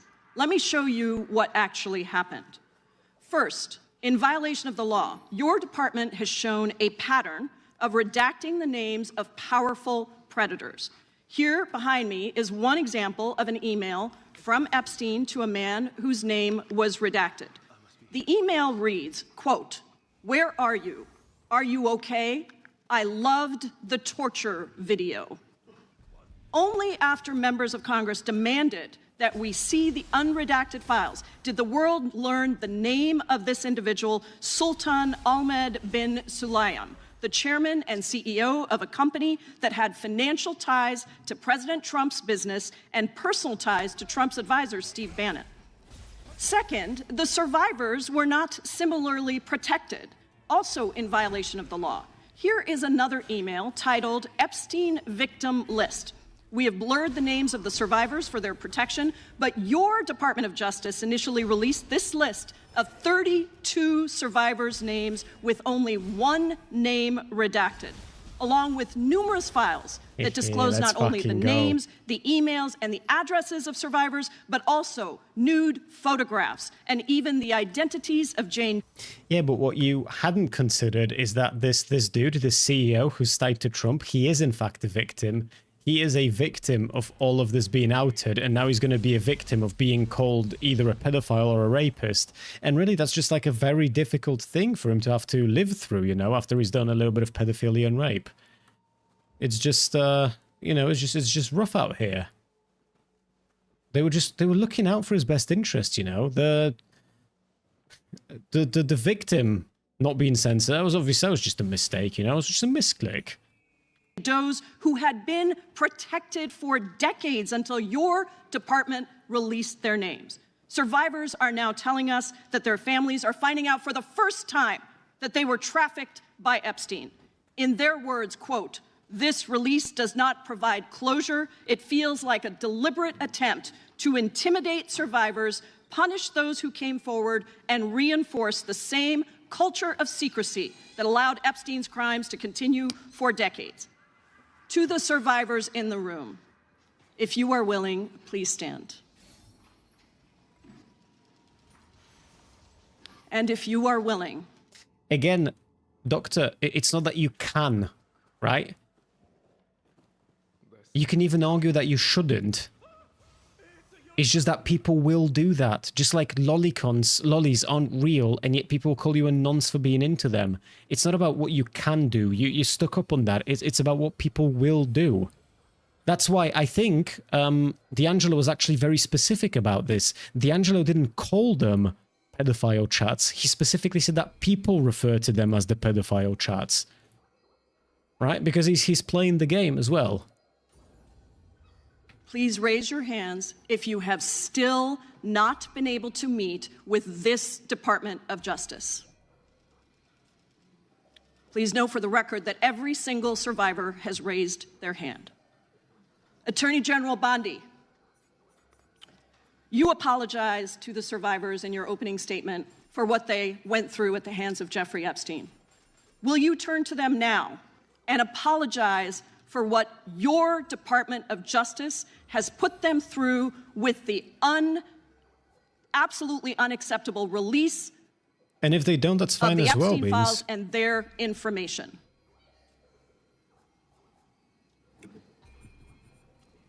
Congresswoman, you sat before, Merrick Garland sat in this chair twice Attorney General Guys, Bondi, no, can I finish my answer? No, I'm going to reclaim my time because I asked you a specific question Attorney General, that I can would respond to your like question? you to answer, which is, will you turn to the survivors? This is not about anybody that came before you. It is about you taking responsibility for your Department of Justice and the harm that it has done to the survivors who are standing right behind you and are waiting for you to turn to them and apologize for what your Department of Justice has done. Members get to ask the questions, the witness get to answer in the way they want to answer. The Attorney General can That's respond. not accurate, Mr. Chairman. Because she doesn't It is like the my answer. time. So, Mr. Chairman, why I have asked didn't a she question. ask Merrick Garland this? I'm Twice, reclaiming when my he sat in my time, and chair. when I will reclaim my continue to time, answer. it is Mr. Chairman, the gentlelady has reclaimed I'm her not going time. to get in the gutter for her theatrics. The time belongs to the time belongs to the gentlelady. The gentlelady has 17 seconds. Thank you. You're not going to answer this question, so let me just Chairman, say this. I'll direct it to What you. a massive No, I'm cover-up. answering a Mr. question. Chairman, will you restore her time? The witness is I'm not going to get in interrupting. the gutter with this woman. Stop the She's time doing and theatrics. let me have my time. The gentlelady from Washington controls the time. The gentlelady has 17 seconds. You can proceed with your final Thank you. 17 seconds. What a massive cover-up this has been and continues to be. Absolutely based, though. Absolutely fucking based. I like hearing it. I don't know who this lady is. I like hearing it when their voice gets shaky, because this is obviously an uncomfortable situation. She's probably stressed as shit. She doesn't like it. Nobody likes it. She's going to be in the crosshairs of the fucking pedophiles now. But she's still going. Like, she's still going, and it's fucking based that she is, man. Donald Trump made the release of the Epstein files the center of his political campaign because he thought it would benefit him. Then you got into office, Attorney General, claimed to have a client list, only Regular to order. then say that there was no list. Your deputy, Todd Blanche, met alone with Elaine Maxwell and transferred her to a minimum security prison. And now you continue the cover-up, and I wish that you would turn around to the survivors who are standing right behind you and on a human level Chairman, apologize The chair now recognizes the chair. and what you have done. Time of the I gentlelady yield expired. back. The gentlelady, you have no time to yield back. Theatrics. We appreciate that. We appreciate the thought. And I would argue the central issue in the last election, the presidential election, was securing the border. The gentleman from Arizona who knows something about securing the border is up for 5 minutes. Thank you, Mr. Chairman, and thank you, Attorney General Bondi, for being here today. In 2022, Lafarge, which is a French cement company, pled guilty in U.S. federal court to participating in a criminal conspiracy with ISIS. That conspiracy contributed to the deaths of U.S. service members fighting in Syria during Operation Inherent Resolve. As part of the plea agreement, Lafarge was required to pay more than $775 million into DOJ's asset forfeiture fund. In February 2025, my colleagues and I sent you a letter urging the department to review the petitions for remission submitted by the families of those fallen service members, including several of my constituents. The previous administration ignored these victims and our requests and left their petitions unresolved. My question for you on this particular issue is if you're willing to work to ensure those families that their petitions will be reviewed and brought to a resolution. Congressman, we are aware of that, and we're committed to doing everything we can to support the victims and work with you. Thank you for that question. Yeah, appreciate your answer. And now let's go to something that is also pressing that I've been working on for years, and this is the FISA Section 702 and Arctic frost. In January 2025, you testified before the U.S. Senate and agreed with Senator Lee that, quote, anytime an American citizen's private communications are intercepted or stored, whether through incidental... I actually genuinely don't know, Doctor, what the consequences are like if people, like, interrupt or if they don't want to yield or what, because she went decently over the time allotted to her, and I genuinely don't know what happens if you were too belligerent. I imagine they would remove you outright. But other than that, I guess you can just kind of get a few extra seconds. Election, otherwise, those communications should not be searched without some showing of probable cause, close quote. You still hold that view today, I assume? Yes. And during the most recent FISA reauthorization, I offered an amendment to establish a clear warrant requirement for searches of Americans' data. Something like that, preserving Doctor. every Something publicly like that. cited operational exception, including emergencies, defensive queries, cybersecurity threats. And my intent was to ensure the Department of Justice could continue to keep Americans safe while also ending warrantless searches of U.S. persons' data. Are there any additional circumstances or exceptions that you believe must be included to ensure DOJ can continue to operate effectively while still protecting American citizens' data and privacy? Yeah, Congressman, we are committed to working with Congress to uncover weaponization and other misconduct by Jack Smith, by others, Arctic Frost, everything that happened under the past administration. And we are committed to working with you on that. And we are working with Chairman Jordan, with the House Intel, with all of our my fellow cabinet members on resolving that issue. Well, thank you. And I'm glad you brought up Arctic Frost, because Section 702 was used in the Arctic Frost investigation. It was. And information derived was used by Special Counsel Jack Smith. And my question has always been, and no one's been able to answer this, is what was the legal predicate for using a foreign intelligence authority in the Arctic Frost investigation? Have you been able to ascertain any legal predicate? I played it briefly, Congressman, what I can tell you today is that has been referred to my office. I can't discuss anything regarding that because it is very active and ongoing. And you probably can't answer this one either, but I really want to know if Section 702 queries related to that matter involved members of Congress, which we know at some level it did, congressional staff, which we know at some level did. We've heard that journalists or other U.S. persons not suspected of acting as foreign agents were also caught up in that. Can you answer that question and say whether queries did cover all those groups I just identified? It is a very active pending investigation within my office. However, I believe many members of Congress have stated that their phones were part of Arctic Frost. We are well aware of that, and we are taking this very seriously, and this is a very active investigation. And I would keep going and say, if any member of the Democrat Party, if any of them, if that had happened to them, we would take that just as serious as we do. And they should be jumping up and down, screaming, supporting you and what you want to do, because this should be a bipartisan issue. Well, I hope it is a bipartisan issue. You know, I'll just leave with these last couple of questions, which I'm sure fall into the same investigation privilege. But that's this: how many such queries were actually conducted overall? This is outside Arctic Frost in the prior year by the FBI or other intelligence community. And particularly, we really need to know what were the legal standards applied? Did they use probable cause? Did they use reasonable articulable suspicion?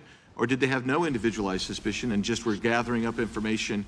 And that's beyond the investigation regarding Arctic Frost. I don't expect you to have that information today, but if you can help get that information so we can understand the extensive nature of this continued misuse of 702, it would be very particularly helpful. What's up, And Toaster? it was extensive. Yes, Congressman. Thank you. Time of the gentleman has expired. I have a UC, Mr. Chairman. And that is the gentlelady from Texas. I ask unanimous consent to enter into the record. El Paso airspace reopened after FAA quickly rescinds 10-day flights restriction. This was published by the Texas Tribune on February 11th, 2026, and it says it was because of an impasse with the DOD over the use of unmanned military aircraft and not triggered by Mexican cartel drones. Without objection. Point of order, Mr. Chairman. I didn't hear back about the second round of questions. I assume that's not happening. I just want to be able to assure the members, certainly on my side, if not both sides, that's not a point of order. No, that every member will get 5 minutes with the witness. Will there be 5 minutes for each? Yeah, you get 5 minutes. Yeah. With the witness. Okay, Yeah. very good. Yeah. Okay. And are you up next? Gentleman from New York is recognized. Mr. Chairman, I want to begin by acknowledging the survivors of Jeffrey Epstein's horrific abuse who are in the room with us today. Is that fucking I want to Biden? thank all of you for your bravery in speaking out. I want to say that you and the others. Can you hear it too? Like a not quite Biden, but like there's a certain similarity, right? Are you hearing it? Or is that just me? Survivors of these heinous crimes deserve better from this Department of Justice. In particular, it is shocking that the department did not redact the names of Epstein's victims, but it did redact the names of their abusers. I don't know whether this was done out of incompetence or whether it was deliberate and malicious, but either way, it is completely unacceptable. Even more troubling, the DOJ has failed to bring any of these perpetrators to justice. Instead, it has engaged in a relentless pursuit of Donald Trump's perceived enemies. I want to focus on just one example. The Attorney General of my home state of New York, Tish James. This DOJ has been hell-bent on securing an indictment against Ms. James for something, anything, simply because she held Donald Trump's companies accountable for years of financial fraud. And indeed, the department manufactured an investigation against her for alleged, quote, mortgage fraud. But the U.S. attorney leading the investigation, Eric Siebert, a Trump appointee, refused to bring charges against Ms. James because there was simply no evidence. Unfortunately, a prosecutor who refuses to do Trump's bidding has no place in this DOJ, so Mr. Siebert was forced out. Trump could not contain his fury that he expressed to you in a social media post addressed to you by name. I'm sure you've seen it. Quote, I fired him and there is a great case, he wrote to you about Mr. Siebert. Then we moved down. We can't delay any longer. It's killing our reputation and credibility. They impeached me twice and indicted me 5 times over nothing. Justice must be served now. And obviously, you followed that order. Lindsay Halligan, Trump's former defense lawyer who had never prosecuted a case in her life, was installed to replace Mr. Siebert, and it was clear that part of her mandate was to go after Ms. James. Halligan immediately sought an indictment, which a court dismissed because Halligan was illegally put into the role. But your department was undeterred, and not once, but twice, it tried to indict Attorney General James in separate courts. Both grand juries rejected you and refused to indict her. It's practically unheard of for a grand jury to refuse an indictment. In 2016, it happened in just 6 cases out of over 150,000 offenses. And you had it happen twice in the same week, in 2 different courts. That must have been humiliating. And now there are reports that you are continuing to investigate her. The amount of resources that have gone into targeting Attorney General James, months of investigations, multiple failed indictments, is astounding. Since your own prosecutors told you that there is not enough evidence to support a conviction, it's clear that you were going after her simply because she held President Trump accountable and he wants to punish her. And she is just one name on a long list of Trump political enemies that DOJ is reportedly targeting. From Jerome Powell and Lisa Cook at the Federal Reserve to James Comey, numerous Democratic members of Congress, John Brennan, Jack Smith, Democratic officials in Minnesota, Chris Krebs, Miles Taylors, and more. And those are just the ones we know about. In contrast to these political... Chris, when are you going on debate panels? Dude, there are no debate panels that I can go on. ...motivated investigations, grasping at something they can charge their enemies with, we now have concrete evidence of disgusting criminality revealed in the Epstein files. So I really have just one question for you. How many of Epstein's co-conspirators have you indicted? How many perpetrators are you even investigating?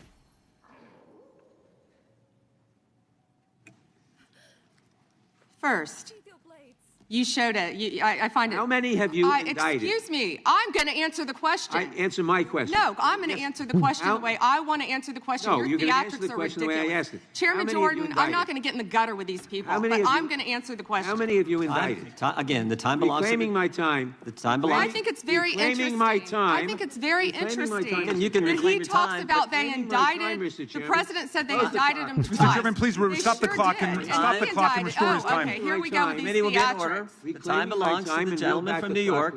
We will give you a few more seconds. We will do that. But when you ask a question, the witness gets to answer. You may not like the answer, but she gets to answer. The question was, how many of Epstein's... They don't like the answer, Chairman, my time. Because it's honest. So he asked a 4-minute question. Restore 45 seconds, Mr. Nadler, please, Mr. Chairman. I mean, you can let her filibuster all day long, but not on our watch. Not on our time. No way. And I told you about that, Attorney General, before you started. You don't tell me Yeah, I did tell you because we saw what you did in the Senate. Lawyer, not even a lawyer. Committee will be in order. Not even a lawyer. Jesus, she's so pathetic. I should get back at least 45 seconds. We will give you a few more seconds. I said that already. 45 seconds. Okay, I'm timing right now, Mr. Nadler. All right. My time. The answer to my question, how many of Epstein's co-conspirators has she indicted, is 0.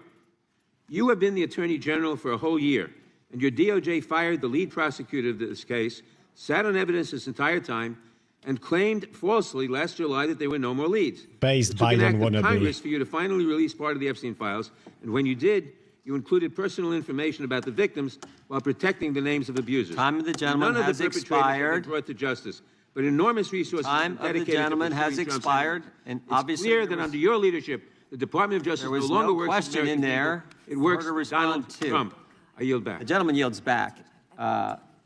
May I answer? Yields back I think our what? next He's used up all his questioner, time. Madam Attorney General, is going to give you time to respond to Thank you, Chairman. all kinds of things. So we will turn to the gentleman from Texas for 5 minutes. Ms. Bondi, you go right ahead. I'm over here. The time is yours. Thank you. First, he brought up the president saying they indicted me twice. They sure did. They tried to impeach him twice. And you, Mr. Nadler, were one of the leads on the impeachment. I was on the other side. I lived that with you. During impeachment, you said the president conspired, sought foreign interference in the 2016 election. Robert Mueller found no evidence, none, of foreign interference in 2016. Have you apologized to President Trump?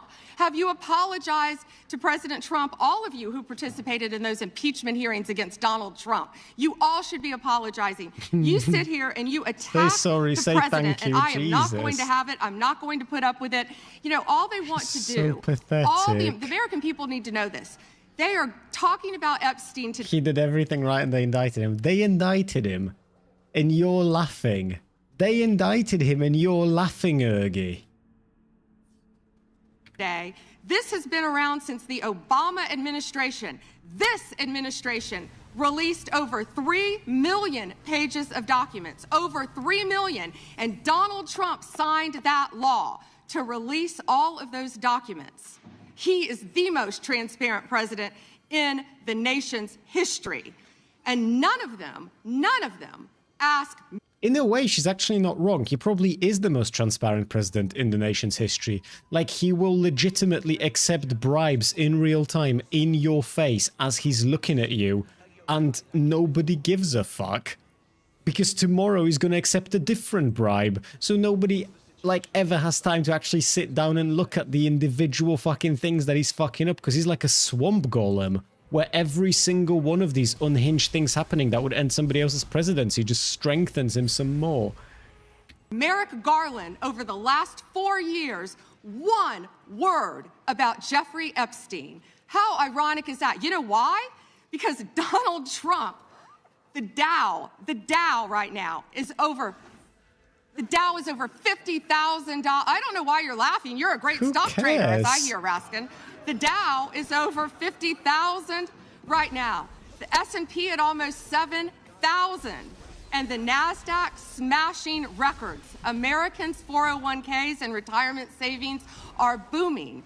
That's what we should be talking about. We should be talking about... You're not an economist. You weren't invited there for the fucking Dow overview. You weren't invited there to talk about stocks or fucking retirement funds. This isn't about a 401k. Bro, you're the fucking Attorney General and they want to know why you ain't hunting down pedophiles. That's sort of... Who gives a fuck about the Dow in that specific conversation in that room? About making Americans safe. We should be talking about... What does a Dow have to do with anything? That's what they just asked. Are you kidding? Mr. Jordan, Mr. Jordan. Committee will be in order. Mr. Jordan, am I going to get an extra 45 seconds added to my time? The committee will be in order. The time belongs to the gentleman from Texas. Ms. Bondi, the Attorney General can respond. Thank you. The Dow has shattered 50,000 for the first time. This is crazy. They said it couldn't... The Dow is... Bro, I wish that there were edgier people on that fucking panel. I want the next fucking Democrat out there to say that the Dow has almost fucking beaten the number of kids that were raped that this administration is not giving a fuck about because they'd rather protect the rapists. Like, you need to start being snappy with these people. You need to at least try and cut them. Go for a fucking zinger. Go for a clip. Be content-brained. You have to. You have to. These are freaks. Be done in 4 years, yet President Trump has done it in 1 year. National median rents have fallen to a 4-year low thanks to Donald Trump. That's why they want to focus on Epstein and our most transparent president in... What are you doing, bro? Are you asking Cheeto to gift you a sub?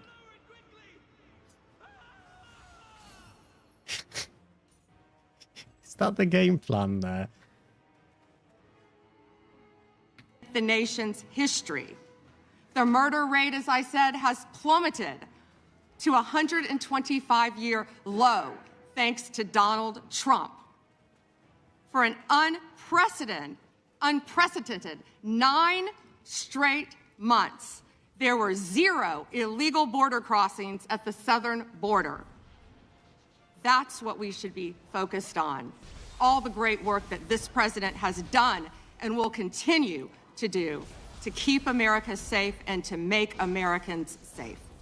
Thank you, Attorney General Bondi. I agree with you totally. I think you've done a fine job. I think that Democrats, in fact, should be apologizing to the Epstein victims for doing nothing during the 4 years that they were running the government. We did not hear about this, and it took you and President Trump to finally provide transparency and give answers to the American people, and I want to thank you for that. I want to thank you also for standing up for truth today and for fighting back against the theatrics and the time waste that you will endure over the next hour or two. I want to apologize on behalf of my colleagues on the left. They're not all that bad, but they've got to put on a show. And I'm sorry that you have to go through that. And I would like to yield the last, I'd say 40, but 40 is 80 seconds. The clock says 40, but I've got 80 seconds since I was so rudely interrupted, and I'll give all 80 seconds to Chairman Jordan. And I would just yield to the Attorney General if she has anything to add. I'm fine to continue. Thank you, Chairman. All right, the chair now recognizes, the gentleman yields back. The chair recognizes the gentlelady from California. Thank you, Mr. Chairman. I would note that Mr. Nadler's question has not yet been answered, but I want to start by asking that out of respect for the American public and the Epstein survivors, some of whom, of course, are here today, that we can have a transparent conversation and get the public the answers they deserve. I want to briefly direct your attention to 2 documents I'm hoping we will put up on the screen. In the first, an individual emails Jeffrey Epstein asking whether a woman identified as M was pro or civilian, and Epstein responds that she was a civilian, Russian, and fun. In the second email, Epstein writes to Steve Tisch about a Ukrainian girl, noting that she was, quote, a little freaked out by the age difference and stating that he would try to convince her not to return to Ukraine. He then instructs Mr. Tisch to call him, adding, I don't like records of these conversations. So I'd like to ask a straightforward question that really is either a yes or no answer. Do these emails constitute credible evidence, not proof, but credible evidence warning further investigation into whether Steve Tisch was involved in Epstein's criminal conduct? Do you think yes or no? I'm not going to play a yes-no game with you, but I will answer the question to the best of my ability. As I said, we will look and investigate any case involving What a fucking any victim. coward. I'm not familiar. There were 3 million pages, of course, with that email. But of course, we will look into anything.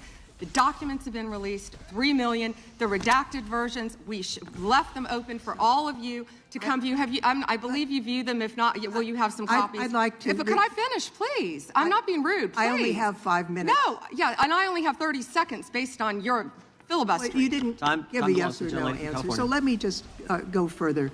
Director Patel testified in this committee room that there was no credible information indicating that Epstein trafficked victims to anyone else. And glancing at the documents, that proves that's not the case. In July, your department issued a memo stating that it had conducted an exhaustive review of the Epstein files and concluded that no additional individuals would be charged. So I did go over to the Department of Justice yesterday. I would note that 400 and all our 35 members are in the House, and there's 4 computers. So it would take many months to actually have the 3 time. more than we have in I only had a Poland. few hours. I think the transparency argument is really kind of a sham because it's not really possible. Whoa. Did you have to wait to get a computer? It is not possible to, hang on. to really go in. I did, however, see a U.S. attorney information for the Southern District of New York indicating that there were additional survivors and probable co-conspirators. Other members of Congress have uncovered likely co-conspirators whose names were blocked out. Now, the Epstein File Transparency Act, which all but one member of this House voted for and the president signed, requires the department to release everything except that it needs to be redacted to protect the victims or an ongoing prosecution, which apparently there is none from the testimony we have received.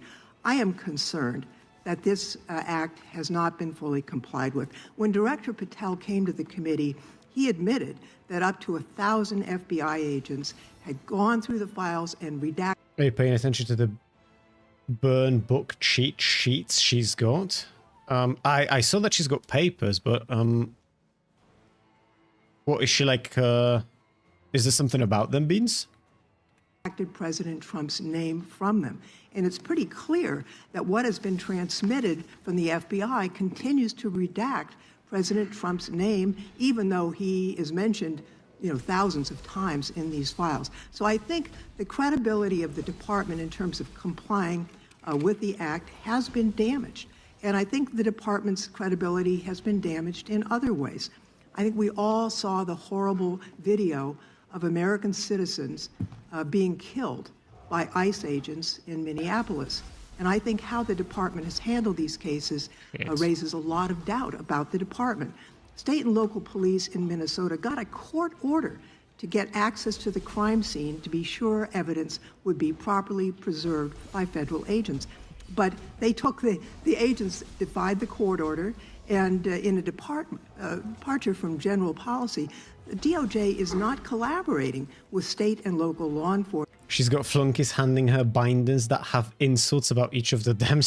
That seems like what trumpets would do, though, isn't it?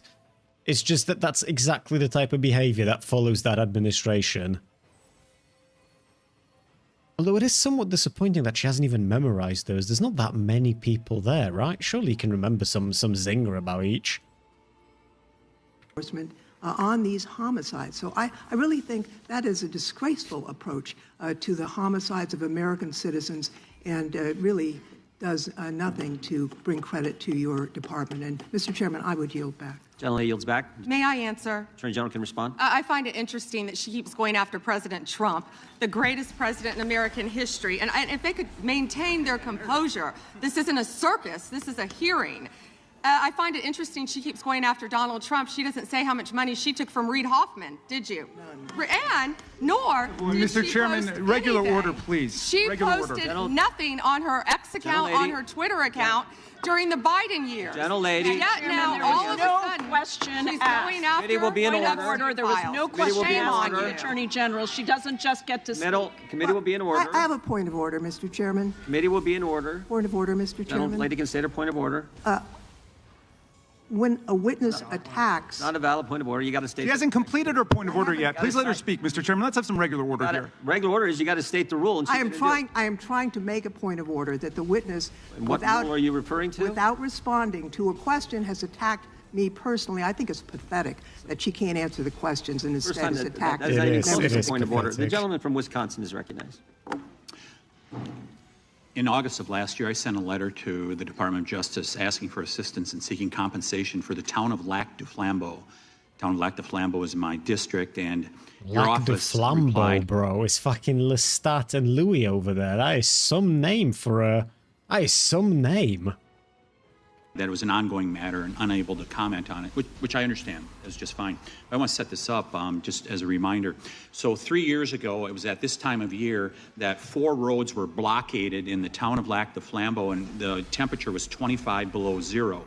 People had to park their cars at a neighbor's place, take the snowmobile across the lake to get their car, and then be able to drive into town.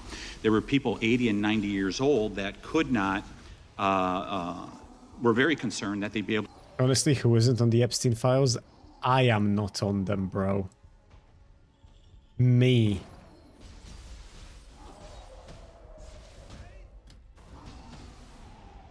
Me you can support without ever needing to worry about any nonsense shit going on, bro.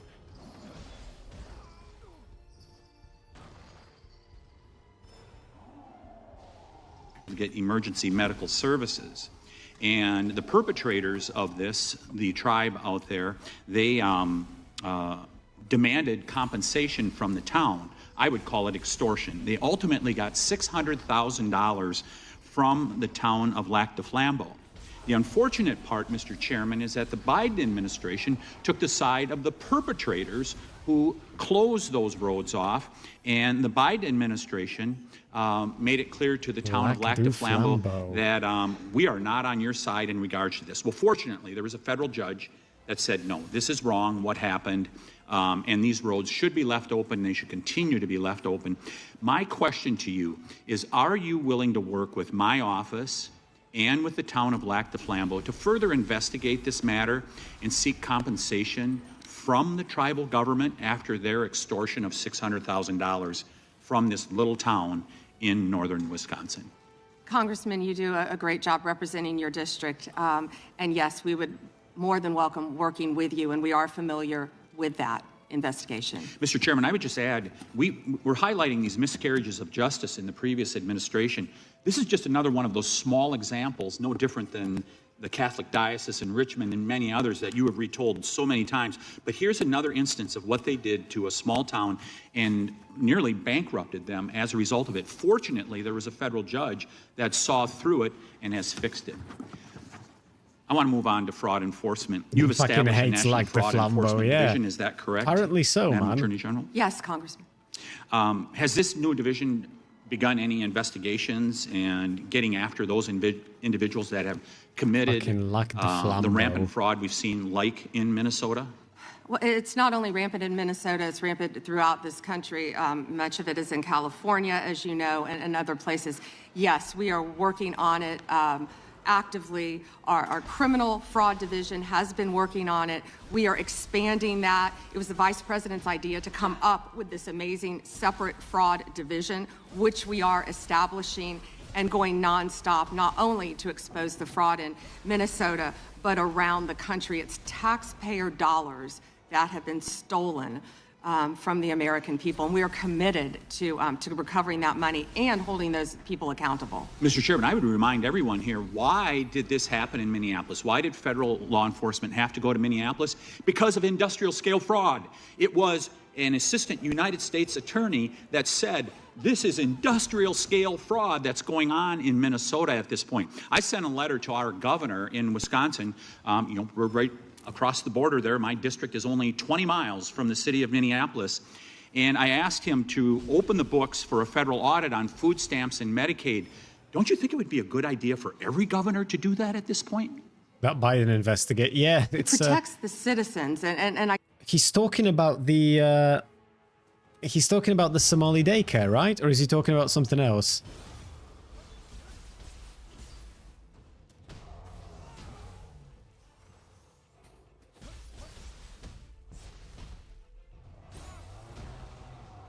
I can't understand why that's not happening, and yes, I do think that's a great idea. It's happening around this country. And when our new division with Colin McDonald is established, it's established when Colin is confirmed. He's amazing. I think you've met with him, you said, Chairman. When that is established, we're going to work on both sides of the aisle. That's what we want to do, to stop fraud in every city, in every state in this country. We will continue to fight for the American people. So you would encourage every governor across the United States, after what we have seen in Minnesota, what we almost certainly know is happening in other states, you mentioned California, you would agree that every governor should avail themselves of federal resources to make sure that this industrial scale fraud is rooted out to protect the taxpayers of the United States. Is that correct? Absolutely. Mr. Chairman, I yield back. Gentleman yields back. The gentleman from Tennessee is recognized. Thank you, Mr. Chair. First, I'd like to thank you for holding this hearing and holding it in a proper fashion as you have. Secondly, I'd like to thank all of the victims of the Epstein case who've come here to attend this hearing, for doing it and for being brave and trying to move this justice forward. I apologize, I can't do it with the Attorney General not recognizing you. That's embarrassing. I am from Memphis, General Bondi, and Memphis does have the task force there. The Memphis Safe Task Force has been operating in Memphis for several months, and we do have a Democratic Mayor, Paul Young, and he's not against the task force, but he is against ICE being in Memphis, and he's not in favor of the National Guard being in Memphis. And I concur with him on those positions. I think the DEA being there, the Alcohol, Tobacco, and Firearms, the FBI, who have been in Memphis in other ways, having more people there is good for Memphis. I know that... Side note, because this is like brain rot fucking levels of negative IQ on my side. I know that when he says like tobacco, cigarettes, task force, what was the exact phrasing that he's used? Memphis does have the task force there. The Memphis Safe Task Force has been operating in Memphis for several months.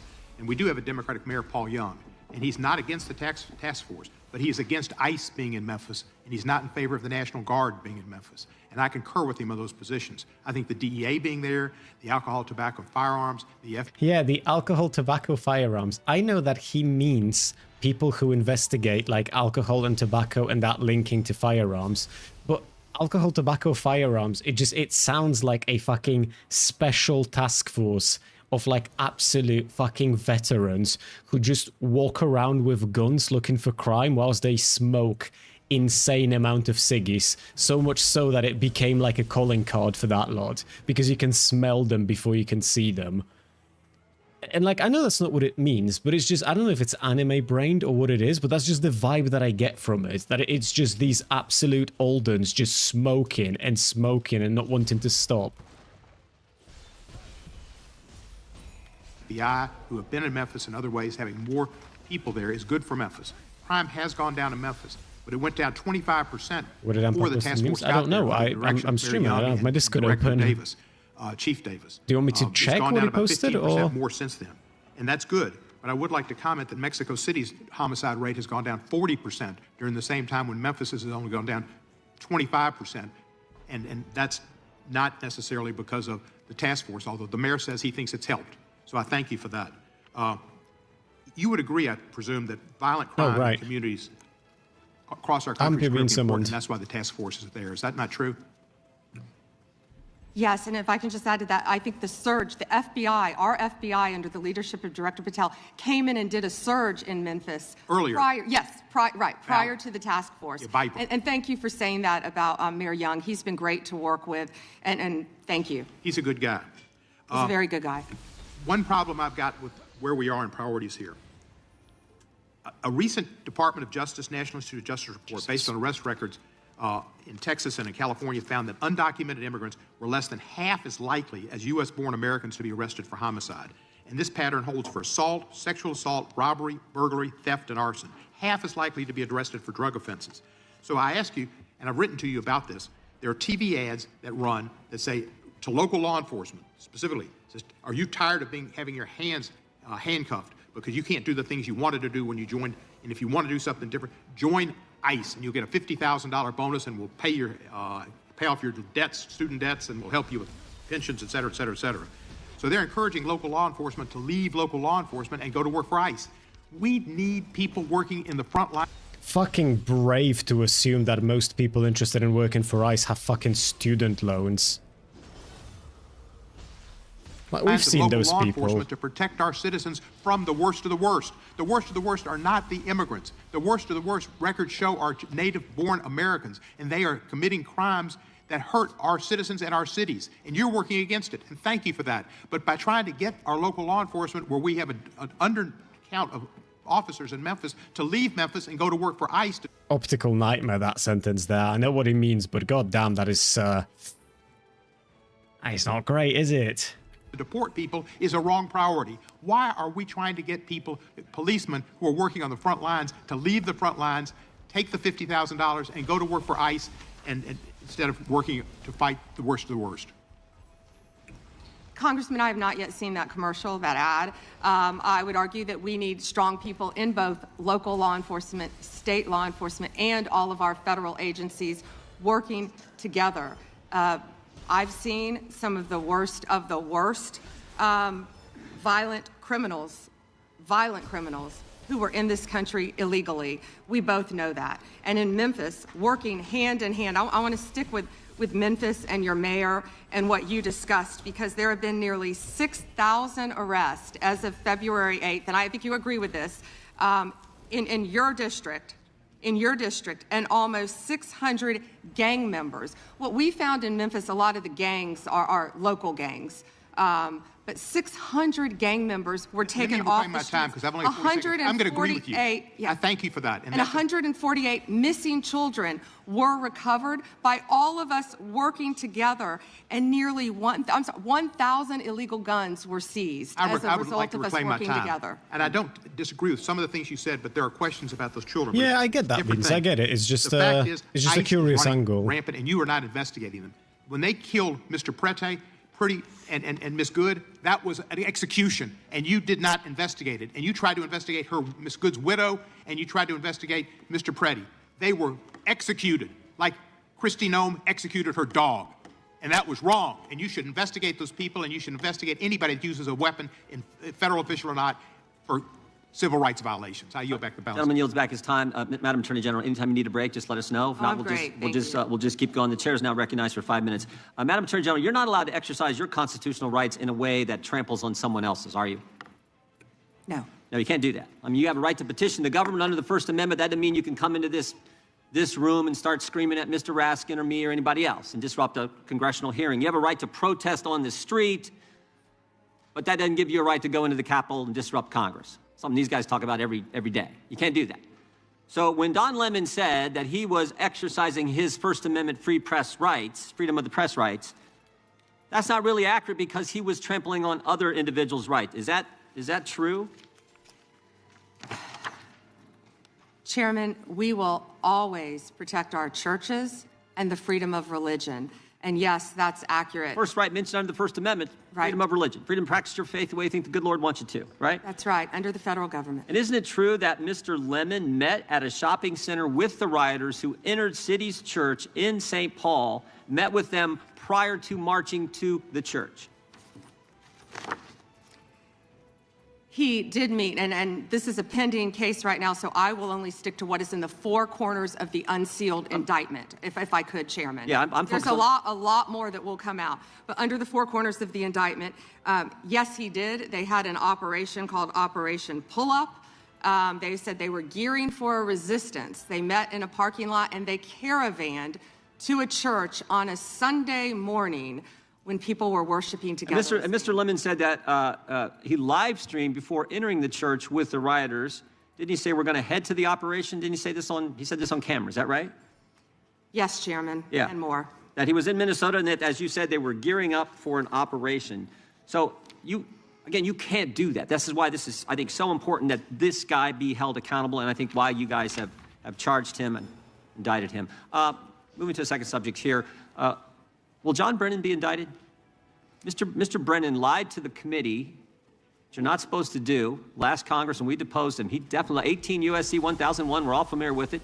He lied to the committee, and the committee, the Congress, and I think the country would like to know if, in fact, he's going to be indicted for lying. And here's why it's so important. I'll give you a chance to respond. Here's why it's so important. It wasn't just that he lied to us, it's what he lied to us about. He lied to us about when all this weaponization against the President of the United States started. He lied to us about the dossier, and specifically what role the dossier played in the intelligence community assessment. Who's the dude he's just mentioned? I don't know who that is. Because we know back when President Trump was first elected, first term, this is when it all started, which led to the Mueller and to the impeachment and to the Jack Smith and all the stuff that's happened in the last decade. But it began here, and he lied to Congress about the role he played. And I just want to read a couple of things he said during that deposition before I give you a chance to respond. Mr. Brennan, when asked a question, said the CIA was not involved at all with the dossier. He said it was their purview, FBI's purview, and not ours. He also said the CIA was very much opposed to having any reference or inclusion of the Steele dossier in the intelligence community assessment. Well, that's interesting because declassified information that was declassified this past summer by the CIA says something entirely different. It says, Brennan, I want to put this one up if we have it. It says, Brennan ultimately formalized his position in writing, stating that, quote, this is released by the CIA Director Ratcliffe. My bottom line is that what I believe that information warrants inclusion in the report. He was further asked by an CIA official. The same officer said when he approached the director and asked that the director refused to remove it after being explained this wasn't good, with the dossier's many flaws, he said, yes, but doesn't it ring true? So this is John Brennan using that document to change intelligence community assessment, which I think led to all the stuff we've seen over the last decade. And I think this committee in the country, Congress in the country, like to know if Mr. Brennan is going to be indicted. What I can confirm is that we have received a referral from you, Chairman Jordan, to investigate John Brennan. His attorneys have made some public statements, but the department is still bound, of course, by our longstanding policy of not discussing matters. What I will say today, I can't confirm nor deny whether there is a pending investigation, but what I will say is no one is above the law. Mr. Chairman, Weaponization has ended. Point of order, Mr. Chairman. I'm sure it has. Gentleman Yeah, from New I'm York sure it Perspective has. for point of order. If we want to know whether Mr. Brennan will be indicted, you should just ask the president. Not a point of order, but I appreciate you trying to make it one. The gentleman from Georgia is recognized. Thank you, Mr. Chairman. General Bondi, it's been reported that there were at one point 1,000 personnel assigned to the task of identifying and scrubbing Donald Trump's name from the Epstein files. Were those reports accurate?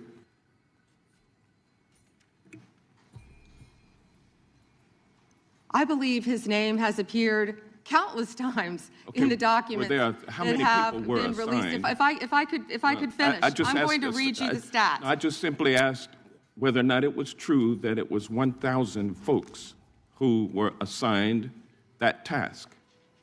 Were those reports accurate? There are more than 500 attorneys and reviewers. I cannot give you an exact number. And I wanted to ask you. I wanted to ask you about that also, because this is a different question that you're getting to now. There were 500 DOJ lawyers and others assigned the task of redacting the appropriate information, including identities of the Epstein victim survivors from the Epstein files prior to their release. 500, is that correct? If I could have finished my answer, there were more than 500 attorneys and reviewers who assisted with the. They asked the question and they don't want an answer. That answers my question, ma'am, and I'm going to move on. I'm going to move on. From General multiple Bondi, would you It will be in agree? order. The time belongs to the gentleman from Georgia. General Bondi, would you agree that your 8 years of service as the state of Florida's Attorney General, the third largest state in the nation, served as an excellent preparation for your current role as Attorney General for the United States of America? Not only that, I was a career prosecutor for 18 years. And for 18 years. And for 18 years. For 18 years. He asked a question and doesn't want an answer. This is theatrics. Well, no. For 18 years, you prosecuted serious felony cases, including drug cases, correct? Oh, I prosecuted homicides. I prosecuted capital cases. I prosecuted domestic violence cases. I prosecuted multiple cases, and that's why I feel for all of these victims. And did you ask Merrick Garland this when you were sitting before him, sir? You also prosecuted sexual assault cases and child sex trafficking cases, correct? I answered that question earlier. I prosecuted multiple cases So when I was a prosecutor. Bottom line, you're an experienced and seasoned. For 18 years. Mr. Chairman, will you reminder of the rules? The time belongs to the member of the committee. You are a seasoned and experienced prosecutor, correct? I think we've established that. Yes or no? Does he want an answer or not? He wants to say I want a yes or no answer. I think he wants to say I want a yes or no answer, but I'll live with what you have already said. Let me ask you this question. Clearly, in the prosecution of sexual assault cases, you are acutely aware of how important it is to protect the identity of victims of sexual assault, correct? I have addressed this multiple times. I think others were cutting me off when I was trying to. Well, I just simply asked, are you aware of the fact that it's vitally important to protect the identity of sexual assault victims as you prosecute the people they accuse of assaulting them? Isn't that correct? Excuse me. As we have said multiple times, protection of the identity of all victims of the victims are is protected. so very Who are important. protected under? Do you want me to answer or do you want to interrupt? Well, because you're not answering the question. You do a Jekyll and Hyde kind of routine around here, and I just want you to answer my questions. What does Jekyll and Hyde mean? Can you explain that? Well, it means you're nice to the Explain Republicans and you turn like Hyde on Democrats. But let me ask you this, ma'am. We have the Epstein victim survivors. Well, why did she ask him to explain that? That's not going to put her in a good light, is it? Why would you ask him to explain to the audience who might not have understood that he means that to the Republicans? You're being given like very softball questions, and whenever Democrats are around, you turn into like a vile piece of shit. Why would you give him an opportunity to? Why? here That's a today, bit silly. Representative Jayapal asked a simple question: if you would be so kind and honorable as to turn around and face them and apologize to them for outing them. I mean, how many lives have been derailed because your department was either sloppy and incompetent or willfully trying to intimidate and punish these ladies for coming forward? Which was it? The time of the gentleman has expired. The gentleman yields back. The chair now recognizes the gentleman from Wisconsin for 5 minutes. Attorney General Bondi, my colleagues on the other side of the aisle have spent the past several months attacking the administration for doing exactly what the American people wanted when they overwhelmingly elected President Trump, securing our border and enforcing our immigration laws. I find it a bit ironic because this is the same party who just a few years ago were openly supporting strong immigration enforcement after witnessing criminal illegal aliens wreak havoc on the American communities. They probably still do. I have a You're just short executing video Americans, aren't you? Nation of immigrants. We're also a nation of laws. Undocumented workers broke our immigration laws, and I believe that they must be held accountable. They've committed a crime, deport them. No questions asked, they're gone. No great nation can be in a position where they can't control their borders. While we need to address the issue of immigration and the challenge we have of undocumented people in our country, we certainly don't want any more coming in. Every place in this country are rightly disturbed by the large numbers of illegal aliens entering our country. The jobs they hold might otherwise be held by citizens or legal immigrants. The public service they use impose burdens on our taxpayers. That's why our administration has moved aggressively to secure our borders more by hiring a record number of new border guards, by deporting twice as many criminal aliens as ever before, by cracking down on illegal hiring, by barring welfare benefits to illegal aliens. Illegal immigration is wrong, plain and simple. When we use phrases like undocumented workers, we convey a message to the American people that their government is not serious about combating illegal immigration, which the American people overwhelmingly oppose. If you don't think it's illegal, you're not going to say it. I think it is illegal and wrong. Open the borders, my God. You know, there's a lot of poverty in this world, and you're going to have people from all over the world, and I don't think that's something that we can do at this point. Can't do it. Yes or no? Would you allow the cities to ignore the federal law? No. We simply cannot allow people to pour into the United States. Dude, they're reaching so far back. Why is the audio so cooked? Because they're looking at clips from like 2008 and 2007. In a moment, they're going to pull out Obama in his beige suit again. It's just like, I imagine Democrats are still not in favor of illegal migration. The issue is that ICE is executing American citizens in the streets, and Pam Bondi is outright telling them that they will not be prosecuted and they have her permanent protection.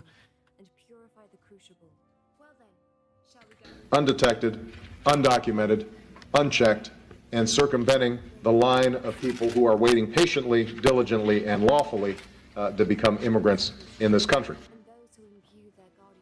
So, Attorney General Bondi, what's the Trump administration, DOJ, doing to end the open border policies of the prior administration that saw dangerous drugs and criminal aliens flood our communities?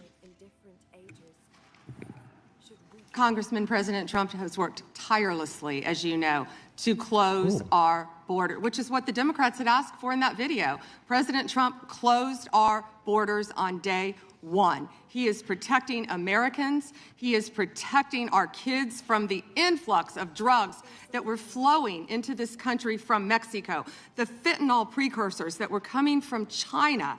These precursors were taken from... Okay, I want to get next then. Orders and as I stated earlier, Congressman, anyone's stop. How wrong it was. The chair now recognizes the gentleman from California. Great, thank you.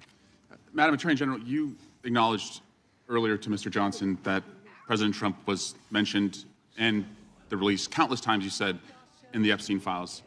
I just want to play a video, though, for you that I think speaks to the frustration that many of these victims have. Of times Trump's name appears in the files, so it could at least be 1,000 times. Is that right? The number is a total misleading factor. We have not released anyone's name. We have not released anyone's name in the Epstein files that has not been credible. Director, could it at least be 1,000 times? We have released every piece of legally permissible information. Okay, you can characterize the numbers however you want it. I'm claiming my time, Director.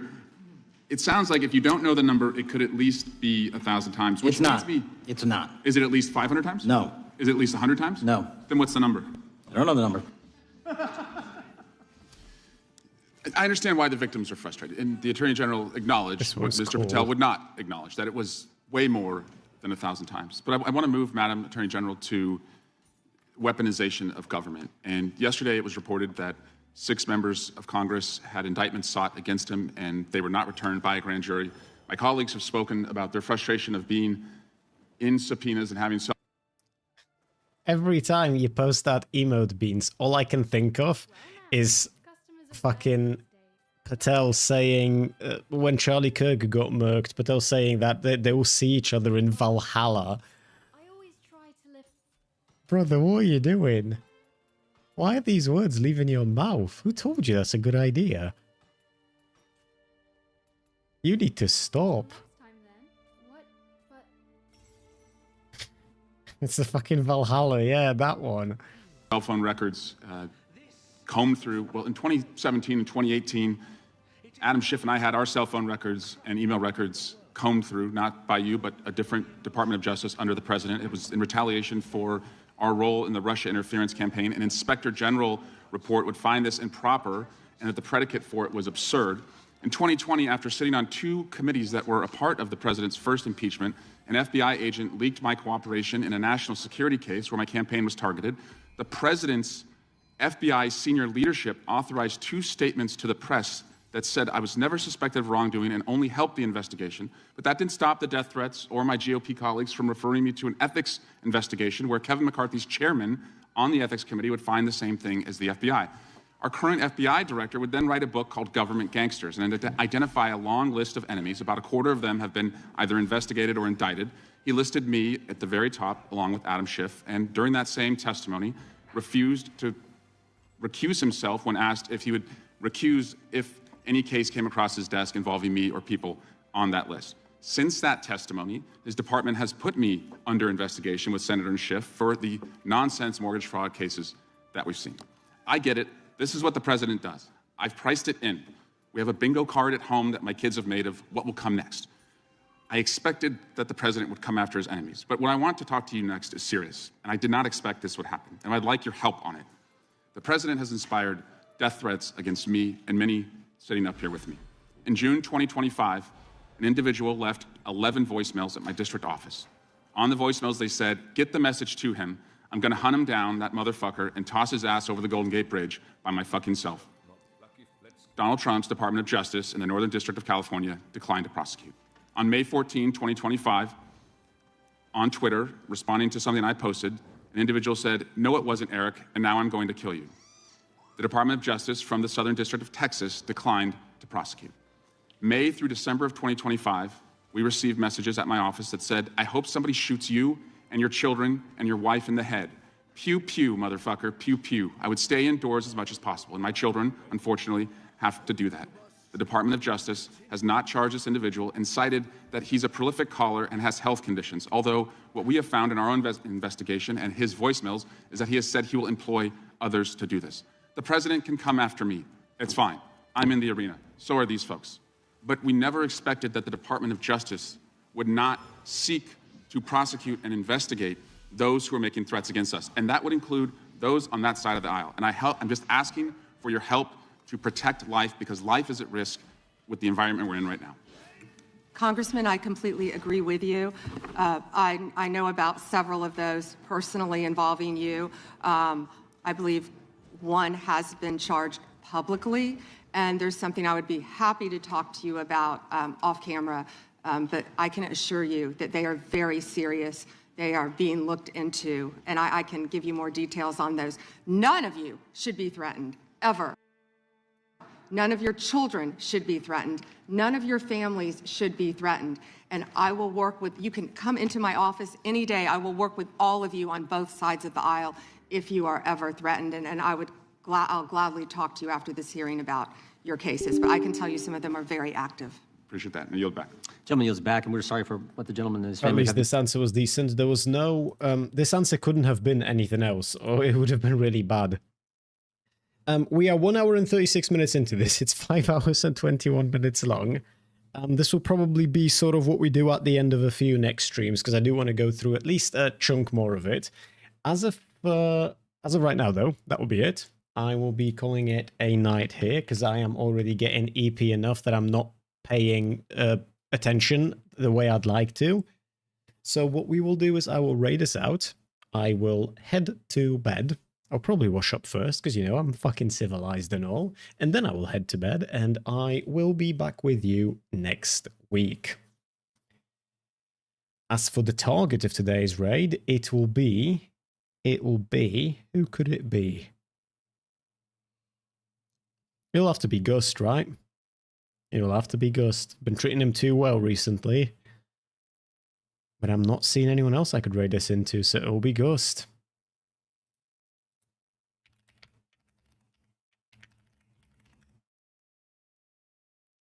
Alright, gang. Thank you for being here. Good night, sleep tight, take care, and I will talk to you again quite soon. Bye-bye now.